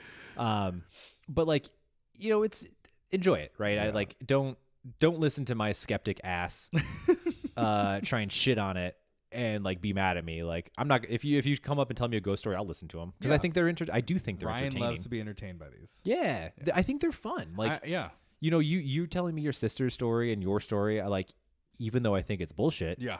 It's fun to hear. You're still entertained by it. Like, yeah, I still got my little like goosebumps when, you know, like I still get my goosebumps when I hear stuff like that, even because it's like, it's just nature. Like nature is taking over in that regard. But so I have another story for you from my friend Melissa. But this one isn't a topic we've covered yet in discussion, in the same discussion of paranormal. Physical movement. Okay. So we haven't done that one yet. So I wanted to touch this before we moved forward with it. So my friend Melissa, from Hawaii, she sent in, she was in one of the oldest buildings in her high school in Manoa Valley. It used to be an all boys prep school. And it said that one night they had a dance where they invited their sister's school, and a boy who got rejected hung himself in one of the stairwells.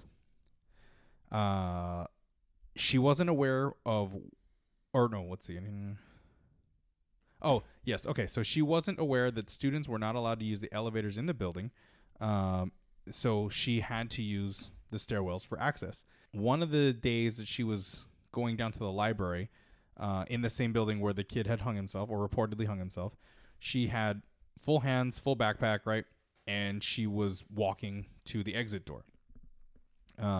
She says, my hands were full and I was about to push the door. The bar, one of those like heavy bars that open the doors, those old school doors. Mm-hmm. She was about to push the bar to open the heavy stairwell door to go outside when it randomly opened by itself. She felt a gust of wind behind her. When she turned to see the window, all the windows in the hallway were closed, bolted shut even. She said she quickly ran through the door and said thank you and took off. She said that the hallways and stairwell were completely empty except for her because it was after normal school hours, and she had just gone back up to the building to grab some things from her locker before heading back home or to the library to study. Physical movement, like doors, random gusts of wind. Let's dive in on those. Do you have anything for those? Oh. I mean, well, wind, like, I think wind is one that... I think wind can be explained because with doorways opening, there's pockets of air, right? Like, if you open a door, let's say we open the garage door, the vacuum seal of the door is going to either pull in the air from the garage or push air from the door opening, and it will essentially move these fans or these curtain blades, right? I think that's maybe that feeling or explanation for that wind. However, I don't know how a door, like one of those old school doors where you got to push the handle to open it, would open on its own. Yeah, that I don't know. I don't know that I can come up with a good explanation without wanting to ask more questions. Right. But with the wind one, I think wind is an interesting piece because we, again, right, like sensory information. Right. Right. Our skin is literally like, it's the biggest organ on our body, and it's in its entirety is covered with nerve endings and sensory information. And so I think with stuff like that, like we can often have this sensation of something grazing us, something touching us. Like, what is an itch? Right. In reality, I mean, to be honest, I don't have an answer for that. But but just to conceptualize what is an itch when there's nothing on you. Literally nothing touching you. Yeah. You have the sensation of something is there, where something has touched you, and you kind of scratch your arm, and move, my hair is in a weird way, and it, whatever. Yeah. But like, our arms are covered in hair, most of us. And these are fine details, things where like the slightest gust of breeze we can feel. Now, I'd be interested to know, was it something that like her hair blew, or was it just the feeling of wind? That'd be cool. But also with that, like, we can't see wind. Right. Like it's wind is a kind of a, you feel it and you hear it. Yeah. You can't see it unless you're looking at a tree and it's blowing in the wind. Wind is predicated on like either you see something is moving because of it, or you experience and feel it. Yeah. But like, you can't see it, you can't taste it. Yeah. Sometimes you can hear it, yeah, like when it's blowing past your ears. Yeah. But that's it. So, but then also, like you were saying, right? Like, random things can do that. So if there's a perfect example, I will sometimes when I want to like cool down my apartment, rather than turning the AC on, I'll open up one window. But sometimes what'll happen is when I go to open up another window, so it's like my bedroom or my bathroom.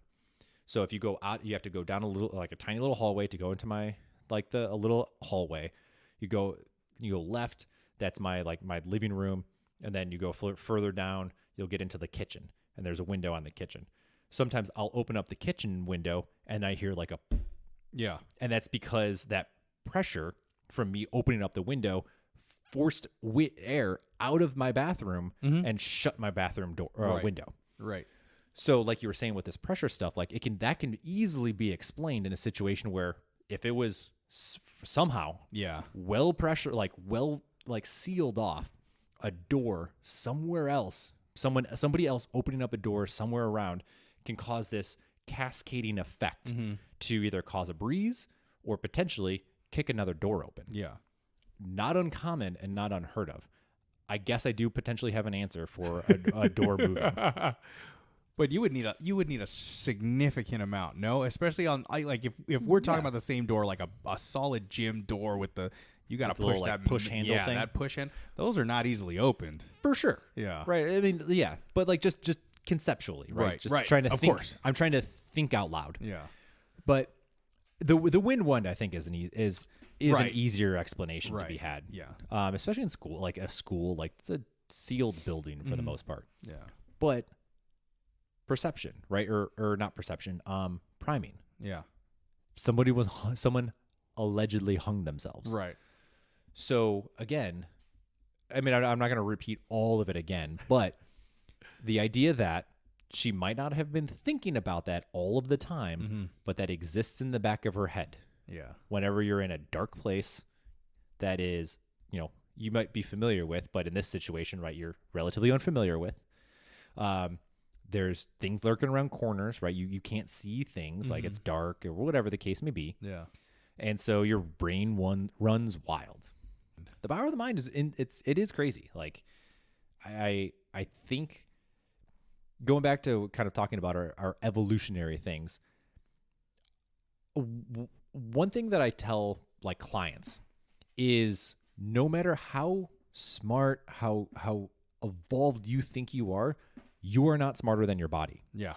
Because your body, your brain exists for self-preservation, and it is going to override you more often than not trying to do something stupid. So that, like, with the evolutionary lens of all of these traits that exist instinctually within us to keep us alive, anything that is out of the norm, man, like, we're going to freak out about. Yeah. Heightened senses, brain is overactive. Yeah. It's like, what the fuck is that? Well, too, right? Like, so, and also you think about like adrenaline. Oh, yeah. Right? We've all had that moment where we're like, did time just slow down? Yep. Like, what just happened? And that's like that burst of like adrenaline kicking in where, our senses are, again, heightened to an nth degree for just a split moment. And I feel, and I don't know the answer to this, but my assumption is when we have this slowdown of time, that is a tiny window in our brain opening up where we are consciously aware of how much sensory information we can possibly take in. Yeah. And it's just that's just a fraction. Yeah. And because there's so much coming in at once that we have this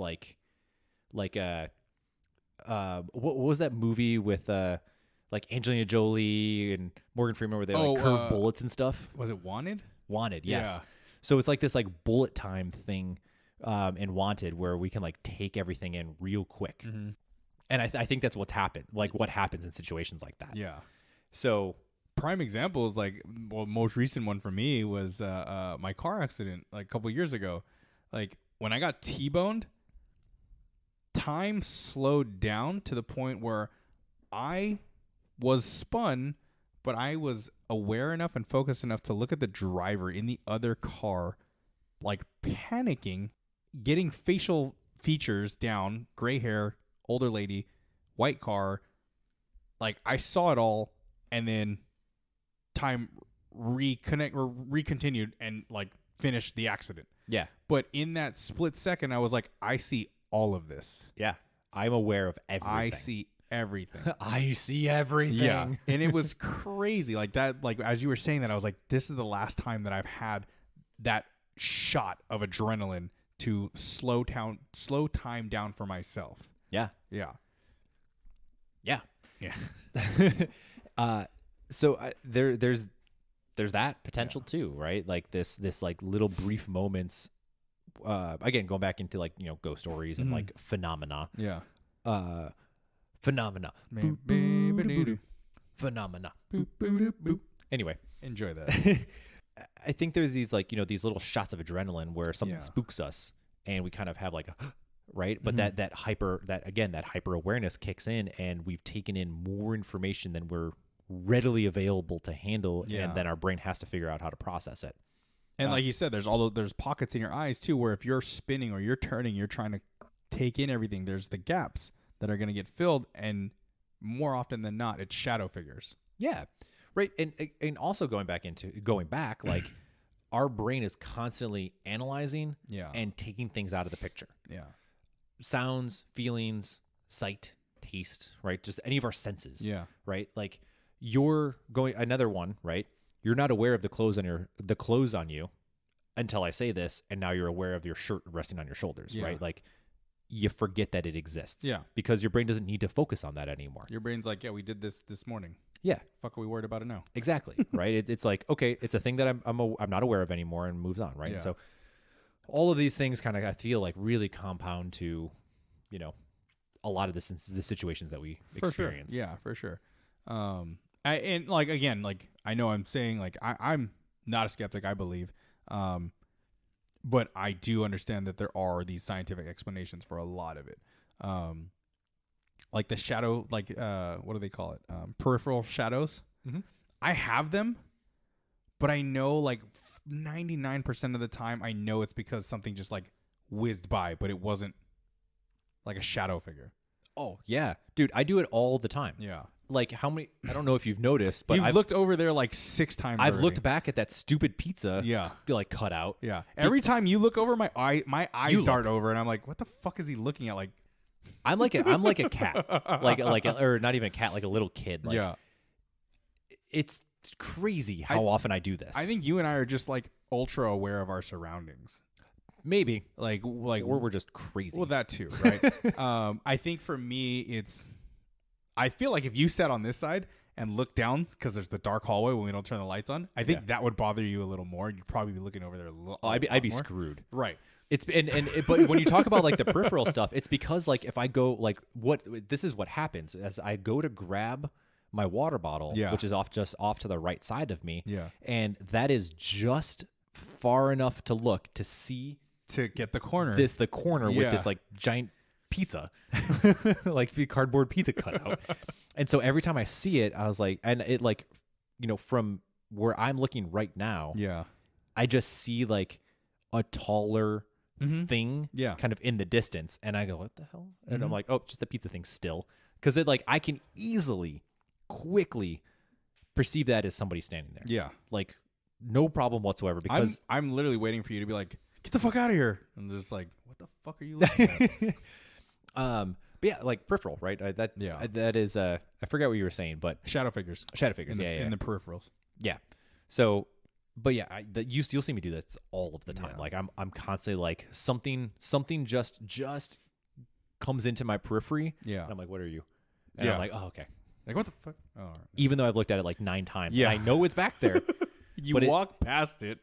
Every time. But it's seriously, it's so crazy. It's just enough to catch my eye that I'm like, no, for sure. If you were sitting in my spot, like you'd see the pizza, you'd see the tent cover, you'd see like the curtains in the distance, and you'd be fucked on this side. Yeah. Yeah. Well, oh yeah. Well, it's the same. Like I catch the curtains over here all the time, because like somebody will open something and they'll move just the slightest, and I'm like, what's happening? Right, like it's the slightest movement in the corner of my eye, and I'm like, what are you? Yeah. Right.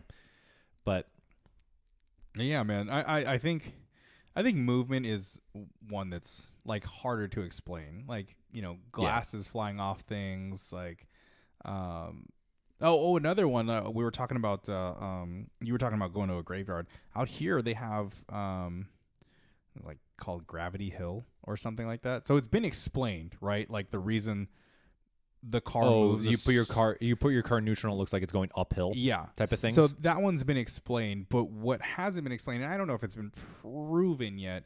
I didn't care to look into it because the scientific behind the Gravity Hill was like, oh, they say little kids' handprints are on your car, and like it's like people have taken pictures, and it's like, okay, like, but they like pushes the car over the railroad tracks because some family died in a railroad accident, and then it's just like, okay, but anybody can manipulate a handprint on a car.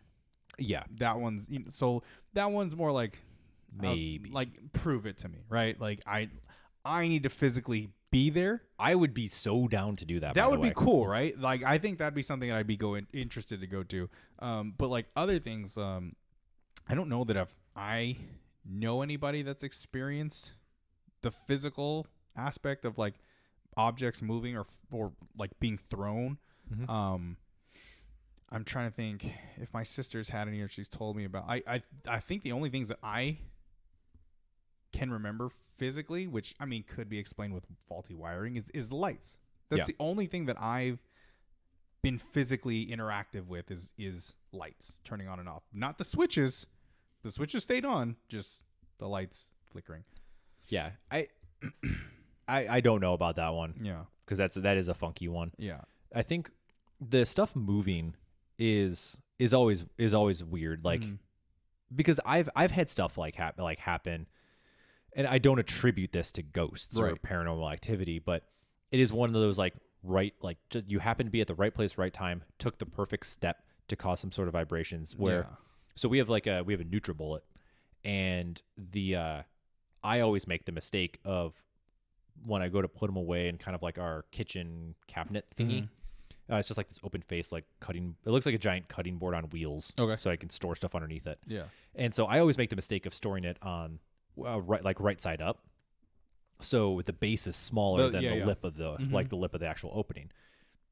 And so like sometimes when I'm like at night or middle of whatever I'm walking, I'll walk a little heavy footed, and that it's just enough over time because I also use the top of this thing where I'll like take a step and it just like flies out, right? And it's this plastic container. It's like don't like all loud on the hardwood floor. Yeah.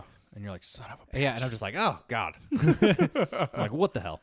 Or like ill stacking of cups where I've had a cup like straight up fall from a closed cabinet. Yeah.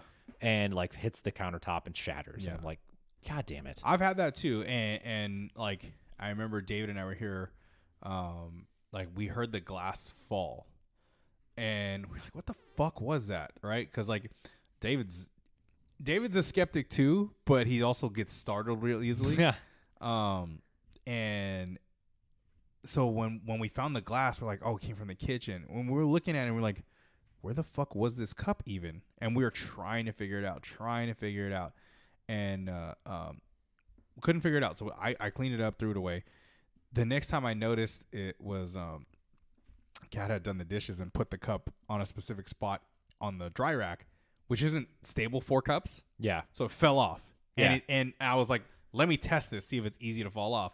And if you load the rack enough with dishes to dry, it'll push off. So I was like, cool, debunked. Got it. Yeah. Yeah. And so I think like things moving, I think with the gravity hill thing, it's an optical illusion. Yeah. From our sense, where because there's a couple of places like this where you put your car in neutral and it starts to roll uphill, but because of from a horizon standpoint, what we perceive is the like what would be an uphill motion in reality is actually downhill. Yeah. It's the same thing that you see if you've ever been to like a Ripley's Believe It or Not, where like there's water is pouring and it looks like it's going up like up a countertop or something like that. And you're just like, what is happening? It's an optical illusion of our brain trying to figure something out. Yeah. When it comes to like stuff like randomly moving, I think perception. Our perception is a big one here that can lead us to believe something out of the ordinary has happened, when in reality it's very ordinary. Because I've never heard of anybody like actively experiencing like something shooting across the room. Yeah, and like I've only seen that on like Ghost Adventures or like TV shows that have it, and this is a reenactment of what they said happened, and it may not even happen. But then there's some like CCTV footage from these shows that are from the actual location where you see like a cup go 5 feet off, like standing still, go 5 feet off and shatter, and you're just like, okay. The hard part with some of that is like with some of those Ghost Adventure shows. Yeah, there's been adequate amount of information, people that have worked on it that have actively come out and be like, some of this is staged. Yes. Where not even like these like CCTV things are fake. Oh shit. So there was one that I saw a while ago that they did it. It was like within an oddities museum type of thing. And so they had this like CCTV that showed this as people were walking around, had like this like door shut, like slammed shut. And then there was something else happened. But what they when they like went into the video, you can see like doctored video. Oh fuck. And so it was like, okay, you can make clear that there's like these like artifacts of them trying to like digitally edit out right. that like there was something there to push the door closed. Right. Or that there was there's like inklings that there's like somebody behind this wardrobe thing. Yeah. Like that's the whole thing with the Ed and Lorraine Bobbitt. I think it's Bobbitt, yeah. The people from was it the not Insidious? Is it it Insidious movies? Conjuring. Yeah. So like they're fairly well documented con artists. So all of these stories that they're talking about are real stories. Like these are things that have happened, but going into the one that was in like London, the UK or something like that, it's like this second Conjuring or something like that. Like there's accounts of them like leading people into believing certain things. Like there's accounts of them like staging paranormal activity, throwing things, like other people throwing things into houses or breaking glasses or stuff like that to kind of like hype these families up into believing that they are the mediums that can sense ghosts and whatnot to effectively scam them. Yeah. So those like one of the biggest scary horror movie franchises is all based on effectively con artists, right? Even though these are kind of like quote unquote real stories that people have experienced, events, and which is crazy, right? But that's a lot of the mystics, right? Again, going into this belief concept, we want things to be believed to be true. So, like, why do tarot cards work? I've never done those, man. I've never done them. I don't understand them, and I don't want to.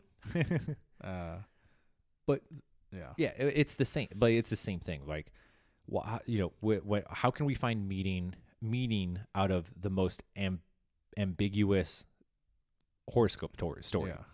Yeah. I think it's because how do we find it? Is because we develop it ourselves. Yeah, like we were talking about earlier. Like we find meaning in things that are meaningless. Yeah.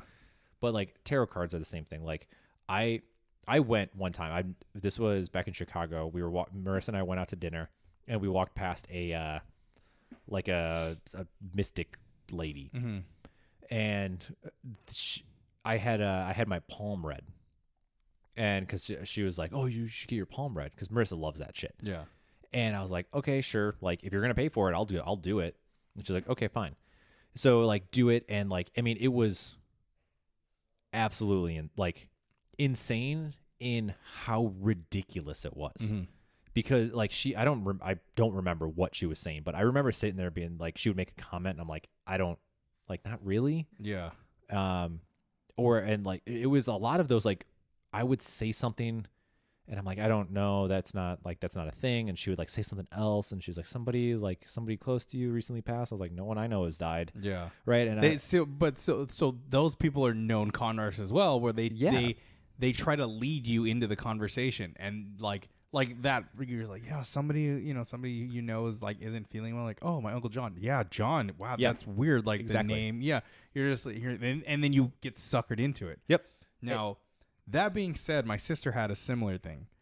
I forgot where she was. It wasn't like a fucking fair or anything, but like her and her friends went into the palm reader, fortune teller, whatever it was, and the lady goes to my sister and she's talking to her and she goes, do you want anything read? And like her friends are like, nah. And, my sister's like, nah, like I don't want to do this. And before they walk out, she like points at my sister and she goes, you see things, don't you? My sister said yes. And she like started telling her things, like kind of feeding her. But the weird thing is she had mentioned a name, like I forgot like the whole details of the story because she told it to me once. But she had told my sister a name that was very specific to me and her that only my family knows. Mm-hmm. So that freaked my sister out a little bit. I think that caught my sister's attention more to say a name that only a select few people know. Yeah. And this is, my sister being in a different place, like not in LA. Yeah. So you don't have to say the name, but is it a common name? Honestly, I don't even remember the fucking name. Oh, okay. Yeah. Like I'm trying to remember the story, but she told me that she gave a name. I don't think it's a common name, but she gave a name that only we know. And it's just like, hold up. How do you know that name? Yeah.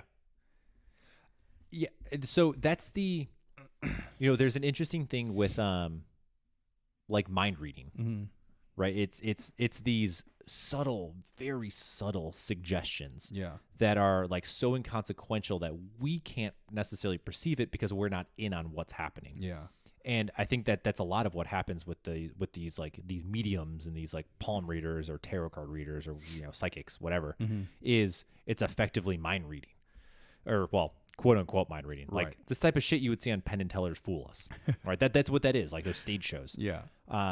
But when you're talking about somebody recently died, whatever, that's like John Edwards. Do you remember that? No, John Edwards. John Edwards was like the celebrity medium, the TV medium. Right. Yes. Yeah. And so what part of what they don't show you because it's TV and it's edited is that he's going somewhere in like for like 2 hours. Yeah. He's going somewhere in this part of the audience. There's a J, starts with a J, a guy, and like because everybody's there, like people aren't going to go to that show because they want to prove him wrong. Some might, but people want people have something in their experience. If there are, they're far and few between. Whereas the people who are there want to be a part of the show. Yeah, because they have something that within them that makes them. I want this person to be able to communicate with somebody, whoever that might be. Mm-hmm. So again, priming. Yeah. So, but he's gonna stand there, and they like. There's videos of this shit happening where they're like a J. John, is there a John? Something that sounds or rhymes with John. Yeah. Ron, maybe. And then some idiot, poor idiot Sap is like, I have an Uncle Ron. Yeah, and someone's like, I know a Ron, like on the other corner of the room, and he's like, oh, perfect. That's exactly where I was reading it, right? Yeah. And so the second you get a bite, like that's where it goes. Yep. And it's the same thing. Like it's very similar. Like for people who do sales. Yeah. Because you need one in. Yeah. Because once you have the one in that breaks the barrier down just a little bit, you're in. Yeah. You are now, you can, assuming you don't screw it up, it's very easy to now start having open communication to be able to pull information from people. And that's what that is. Like that's what happens in these situations where like something connects with somebody at just the right level, all of the walls come down, and now you are an open book to whoever knows how to read you. Mm-hmm. And that's what fucking psychics are. Like that's what these like palm readers are. Yeah. So I remember when I was in I think it was high school. So during the summer we used to have these like fairs that were just like all over the place, like carnivals-esque things. Mm-hmm. Definitely around like the 4th of July. And so it was in it was called Oak Fest. And so one of the years that we were there was like a fortune teller, and it's like me and a bunch of friends like we're walking by, and this lady like yelled out, and she's like, hey, you guys come here. And I'm like, all right, sure, whatever, we'll walk by. And she's like, are you interested in getting your fortune told or palm read or something along those lines? Mm. And we were all like, no. But she was persistent, and I was the closest or whatever the case may be, but she like started talking to me. And I don't remember all of the things that she talked about, but I just remember this one detail where she was like, so were you just leaving from the pool? And everybody in like around me was like, what? Because I wasn't like, if you were looking at me, I was wearing like a t-shirt and shorts. Yeah. Like nothing that signified that I worked for a pool. I didn't reference that I worked for a pool. Nothing. Mm-hmm. And so everyone was like, what the hell? Like, so now their ears perked up and they're very intrigued to hear what she has to say next. Like they're all kind of leaning in at the edge of their seats. And I was like, how the hell did you know that? Yeah. And so now, right, my brain's going off. I'm like, okay, what do I have on me? And I went to go like grab my like wallet out of like my back pocket because there was, I was going to get a food or something like that. Yeah. And I felt like my little lanyard, and I was like, my lanyard's in my back pocket that says lifeguard on it. So now it's one of two things, right? That was a very lucky guess in the sense that she saw a younger kid during the summer with a lanyard that says lifeguard on it. Yeah. And I always carry I always have, since I was like in high school, would always have like a carabiner with my keys on it connected to like a belt loop. So I would always have my carabiner on me, which also at that time had a whistle on it. So there was like, now there's two things that's like, can easily say, I'm a lifeguard. Yeah. And so I was like looking at it and I'm like, and I finally caught it. I was like, I'm like, look, no, thank you. Yeah. And so she tried to keep going and I was like, no. And she's like, all right, now you pay me. And I was like, I'm not paying you for shit. I remember her trying to get money off of me. I was like, I didn't ask for this. You willingly gave it. Yeah. Have a good rest of your night. And I was like, guys, I'm like, look. And I like turned around and they're like, oh. I'm like, you fools are all so quick to just assume that this lady had it right. I was like, get out of here. You're a natural born skeptic. That's what all it is, right? Like, again, perception. As with that stuff, it's very much like, I think with the people that are trying to sell you on or on like paranormal-esque things. Yeah.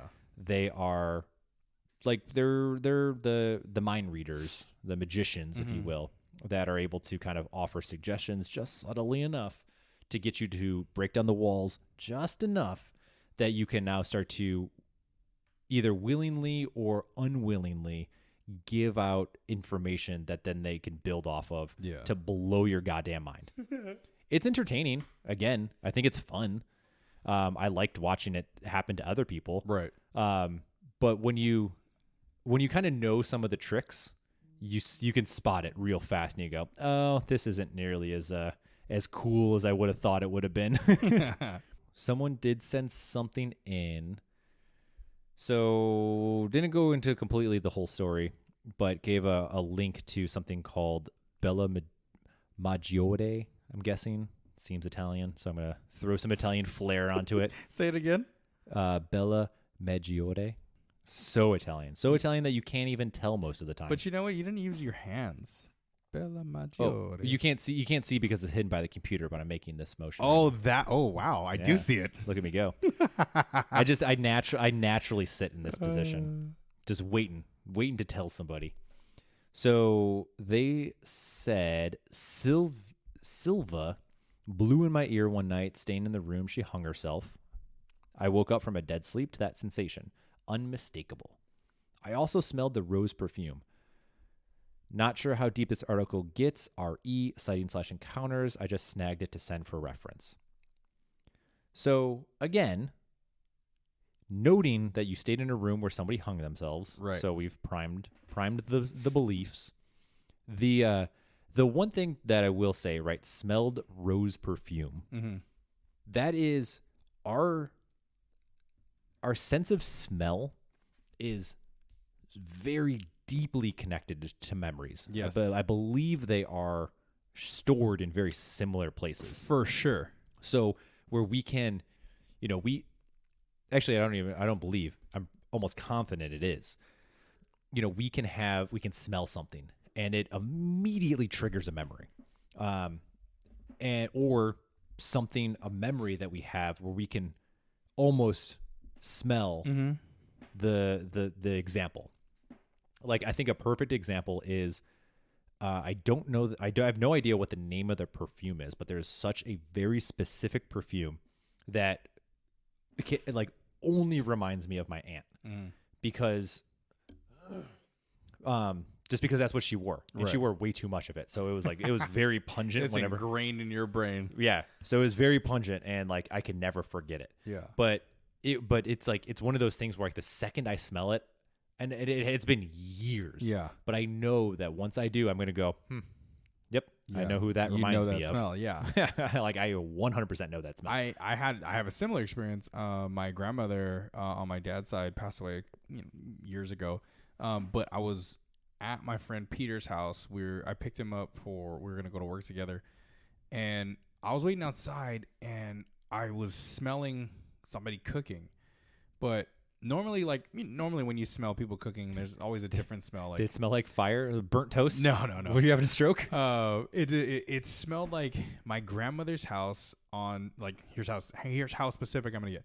Grandmother's house, Sunday morning, 9 a.m., cooking beans and eggs and potatoes on the stove with a shit ton of salt and pepper.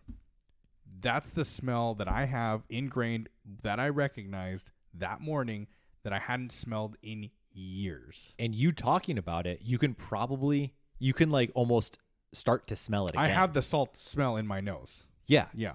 Right? So that's crazy. The only person I know who's going to hear this and react that way is my sister. Yeah. So I can't wait for the message to when go. When she texts me, like, I'm going to show it to you and be like, see, that was it. So, but yeah, I mean, so with him being able to say, like, oh, I could smell the rose perfume, like, there's actually, this is kind of a side tangent, but will make sense. Mm-hmm. So when I went to, I don't know if I've talked about this before, but Jesus Christ. So when I went to Lost Spirits Distillery. So it's a distillery down in downtown Los Angeles. And on the tour, I'm not going to spoil the tour, but one of the things that they talk about is it's called VOCs, or volatile organic compounds. Mm-hmm. It's essentially the fumes that come off of alcohol. And in this instance, whiskey. So when we know that smell is a huge aspect to taste. And so when they are one of the things that they do is when they go through and you're going to be tasting whiskeys, they don't give you anything off of that. Yeah. They don't tell you what to taste for because that'll influence. They don't want to prime you. Yeah, exactly. Priming. They don't want to influence that. So because there are like the VOCs that come off of whiskey are in the thousands, if not more. And our brain can't handle all of those. So what it'll do is it'll start to kind of paint a picture based off of the memories of smells that you have. So that's why if you and I were to sniff the same thing of whiskey, we don't tell each other what we smelled. It can be something where you're like, I smell tobacco, or which is right. Like, how do you smell tobacco in whiskey? Mm-hmm. That's kind of a funky concept, right? Yeah. Or vanilla, or almonds, or honey, like all these things that aren't even in it. Yeah. Where I might be like, I smell banana, or like marshmallow, mm-hmm. Whatever the case may be. Yeah. But that's because for whatever reason, these specific things have lined up for you in a specific way because you have some stronger memory to these smells, where I have stronger memory to these smells. Yeah. And that influences the taste, where now when we go to taste it, we're likely to taste those things that we were smelling as well. Same thing with wine, all of that. So that's also why I kind of think sommeliers are a little bit bullshit, knowing that that's a thing, like these like organic compounds are a thing that exists that will influence smell, influence taste. Yeah. So, that's why I try not to believe or listen to people when they say what it tastes like, because it's almost guaranteed that it's going to taste different to me. Yeah, and it's a guiding path. I mean, we had this talk when we were talking coffee with CK, at Phil's or Pete's or whatever the fuck it was, right? How they kind of tell you what it's going to taste like, and then you're like, this just tastes like burnt bean juice. I don't taste that at all. Yeah. So same, right? Tasting notes are very important, or very, very specific to an individual. Yes. So going back into this situation.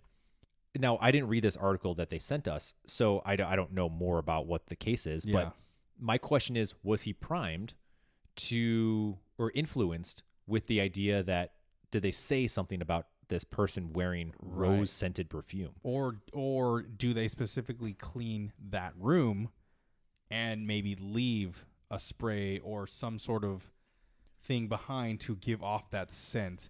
And Yeah. again, when your heightened senses are up, you're like, I fucking smell everything. And it's like, Yeah. if there's roses in the corner, or if you're using rose water soap, or Yeah, I mean, there's so many Yeah. many variables that can lead to. But going back to these like volatile organic compounds, yeah, where this could be a situation where, there's sense in the room, but now he is primed for this like scary situation. May or may not know. I'm gonna assume in this situation he knew that there was like a rose perfume that was going on. yeah, Where now you wake up, you're obviously you're smelling always, and so now you hear ghost. You've connected it to roses. Therefore, you are now starting to smell roses, and you go, "Holy shit! There's a real ghost. It's a real thing. yeah, I need to get out of here and Scooby Doo your way out of it." yeah. The one thing that he did mention that it was, in a very notable thing was the blow in the ear. That one I'd be interested to see how could be debunked. Yeah, But are you watching the video? yeah. What is this? So Danny's friend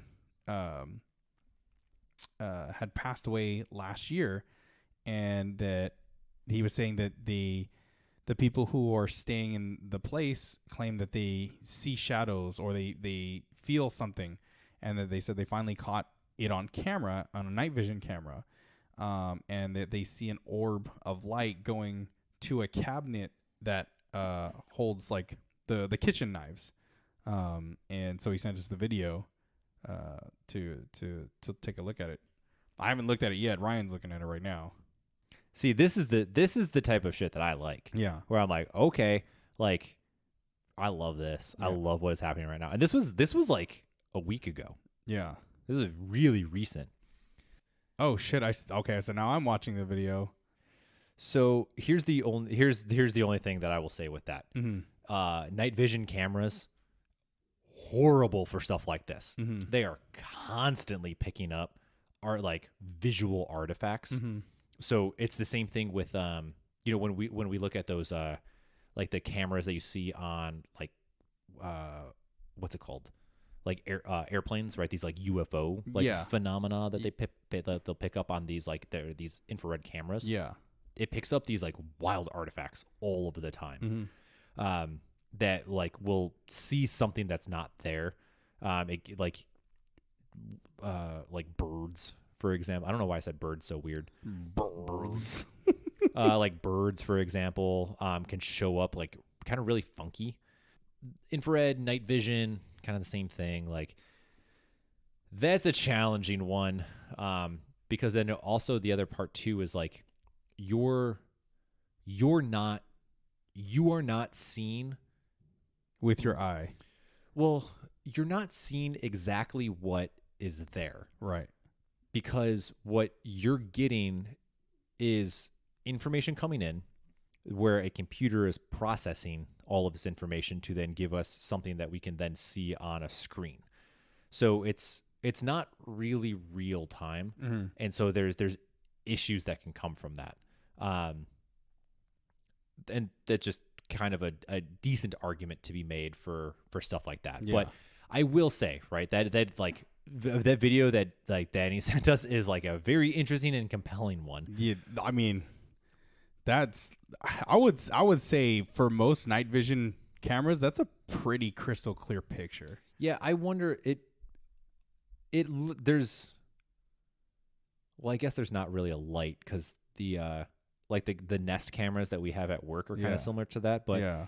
to light up a room like that, my guess I would have to say there's some other lights, minor lights going on somewhere, because there's reflections. Yeah, there's some reflection off the water, off the there's some reflections that are happening off of some of the other like that metal canister in the back. Yeah, like that water, whatever that is, and the bottle of vinegar probably. Yeah, and some of them are in a little bit of a different angle than what would be coming from that specific one. But I could be wrong, right? It just, again, we're not there, we can't see it, but that video, that's a pretty cool video. That is a pretty badass video to see that. Yeah, that is really cool. I think the only other thing that I would like touch on as far as paranormal is like EVP or electronic voice phenomenon. I don't know if you've looked up anything to explain those other than like the lower decibel hertz audio. No. I mean, yes, I know what you're talking about, but that is, so what's it stand for again? EVP, electronic voice phenomenon. That's right. When you are, so here's a couple things with that. I haven't necessarily looked anything up, but I feel like I can explain it on a fly. Mm-hmm. Usually what you start hearing or see in a lot of those things is it's people recording a quiet room. But then what do they do from that? They turn up the gain, right? They turn up the volume and they turn up the gain significantly.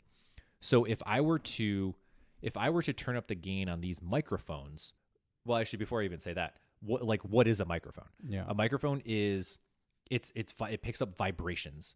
It's electrical, right? So we're also looking at like EMF for like our electromagnetic frequencies that are kind of resonating through this thing to amplify sound. Going through cables, et cetera, et cetera. Now, on top of that, we have to think about all of the electricity that exists in any given space within a room, right? We have 1, 2, 3, 4 lights. This has electricity. This has electricity. Yeah, our phones. We're powering a computer. We're powering a like the mixer. Yeah. There's a cable over here. Through these walls is like wiring. Yeah. We have our phones. There's stuff coming from the earth, coming from space. Yeah. So, I mean, it's literally everywhere.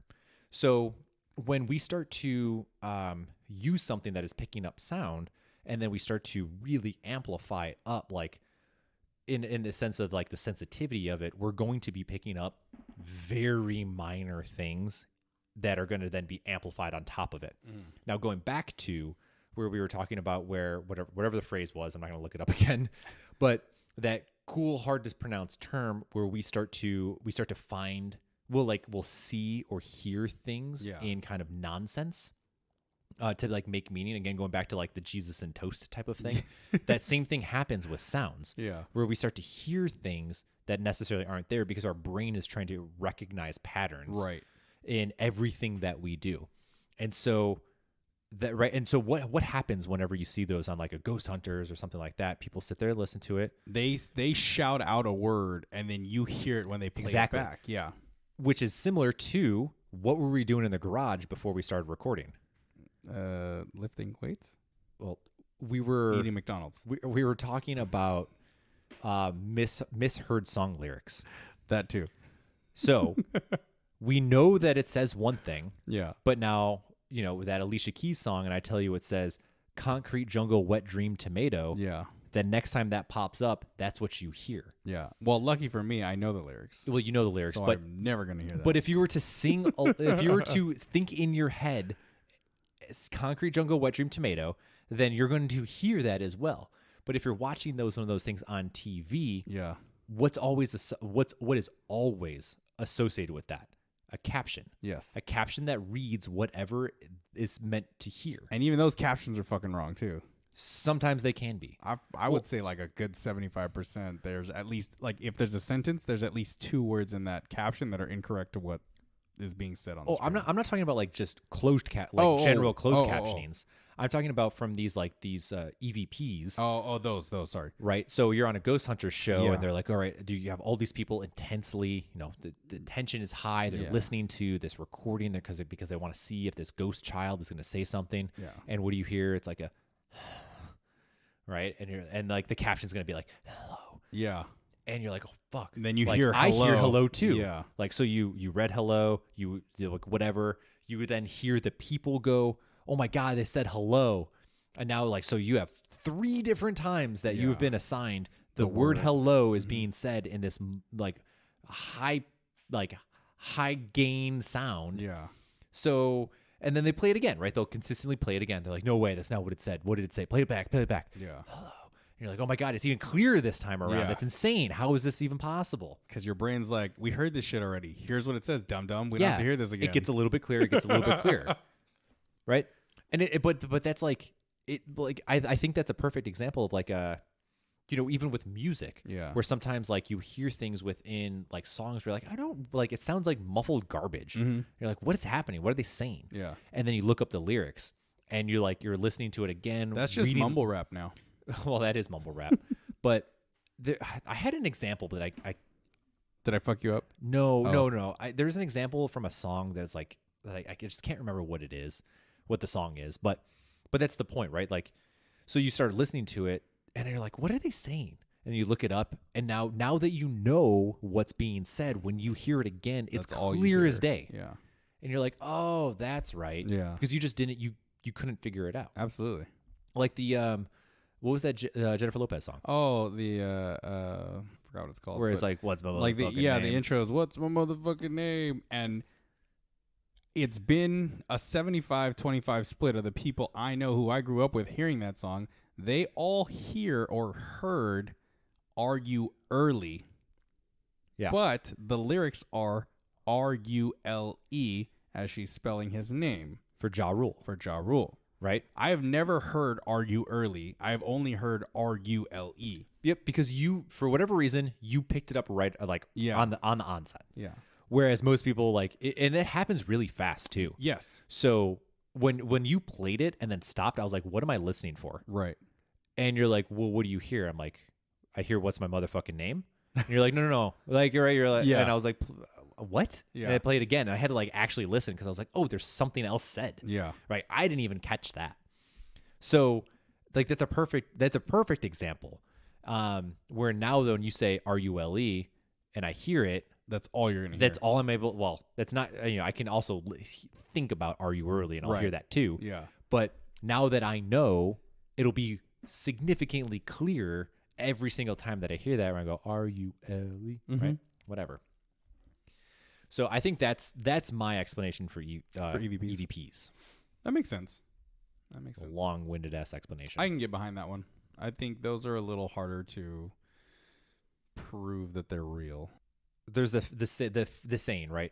Believe half of what you see and none of what you hear, type of thing. Mm-hmm. Is that right? Yes. Yeah. And there's all like, and that's always coupled with kind of the seeing is believing concept. Yeah.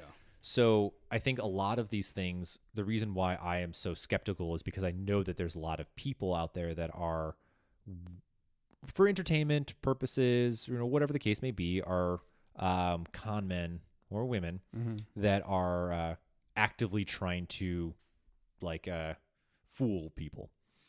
And so whenever there's something that's kind of shown to me that I myself haven't experienced, my alarms start to go off, especially with something that's like kind of exists in this world of unexplainables to a certain degree, where I'm like, I need to feel it myself to then like evaluate the situation. Yeah. I definitely thought we'd have more time, but yeah, we went far into this one. Yeah.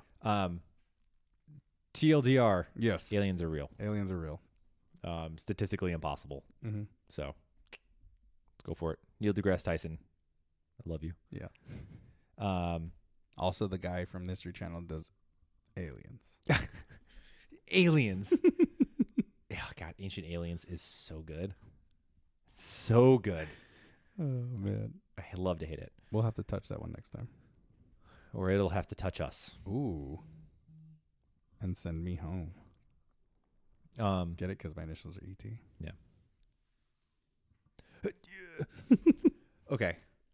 Let's end this. All right. In short, ghosts are fun to talk about. Yes, I agree. And have the fun conversation, right? Whether you believe, whether you don't believe. If you're friends, there's no reason to try and disprove to each other if it's just a story. Yeah. Yeah. Don't be a dick. Moral of the story, don't be a dick. Don't be a dick. If somebody wants to share an experience with you, let them share the experience with you. If you have fucking ideas about it, go home later and be like, what a fucking moron. But don't do it to their face as they're trying to explain something to you. Tell somebody else. Yeah. So I think that's like, you can logic it as much as you want. Yeah. But the lived experience of it is hard to debate, right? What you felt, what you saw, what you experienced is real to you. Yeah. And again, whether or not I believe that to be true is really, it's that's my thing. Yeah. And so, yeah, I'm not trying to convince you otherwise that you were crazy, except for the one when you were like real high. That might be one where That I'm might like, be that's more debatable. Obviously, that one is on the leaning side of you were probably stoned out of your mind, Like, which I was. might have been a little paranoid, but the other ones, it's fun. Yeah, Have fun with it. yeah. All right, Eric, where can people find us? The cemetery. Being spooky. You guys can find us on our Instagram at another_rep_podcast, or you can email us at anotherreppodcast@gmail.com. Any other additions to that one that we want to add? Oh, we have a phone number, a Google number. You guys can call us now and leave us fun voicemails. Or text messages. Or text messages, true. And our number is 530-763-2278. Or also known as 530 Podcast. Look at that. You like that? We got a hotline, baby. Like Unlikely that we're going to answer it. Yeah, we highly will not answer. It's a voicemail, text mail line. Yeah, it's very much, think of it as a hotline. You can text it, you can leave a voicemail, and we'll have some fun with that. So feel free to give it a ring. And you can listen to us wherever you listen to podcasts. You can hit us up on Instagram. We have a little link in our bio that will take you to all of our places, as well as our YouTube channel as well. And OnlyFans. And soon to be our OnlyFans. You know, if we ever get like real serious about this, we totally should make an OnlyFans. We totally should. Because OnlyFans doesn't have to be like porn and whatnot. I mean, it should be, but I mean that's kind of, it's like that's like kind of what Patreon's for. Yeah. I don't support Jack Dorsey, so let's do OnlyFans. I align myself with my sex worker brothers and sisters. Hell yeah, that's right. Respect. Hold the line. Hold the line. Love isn't always on time. Oh. All right. All right, guys. Bye. Bye.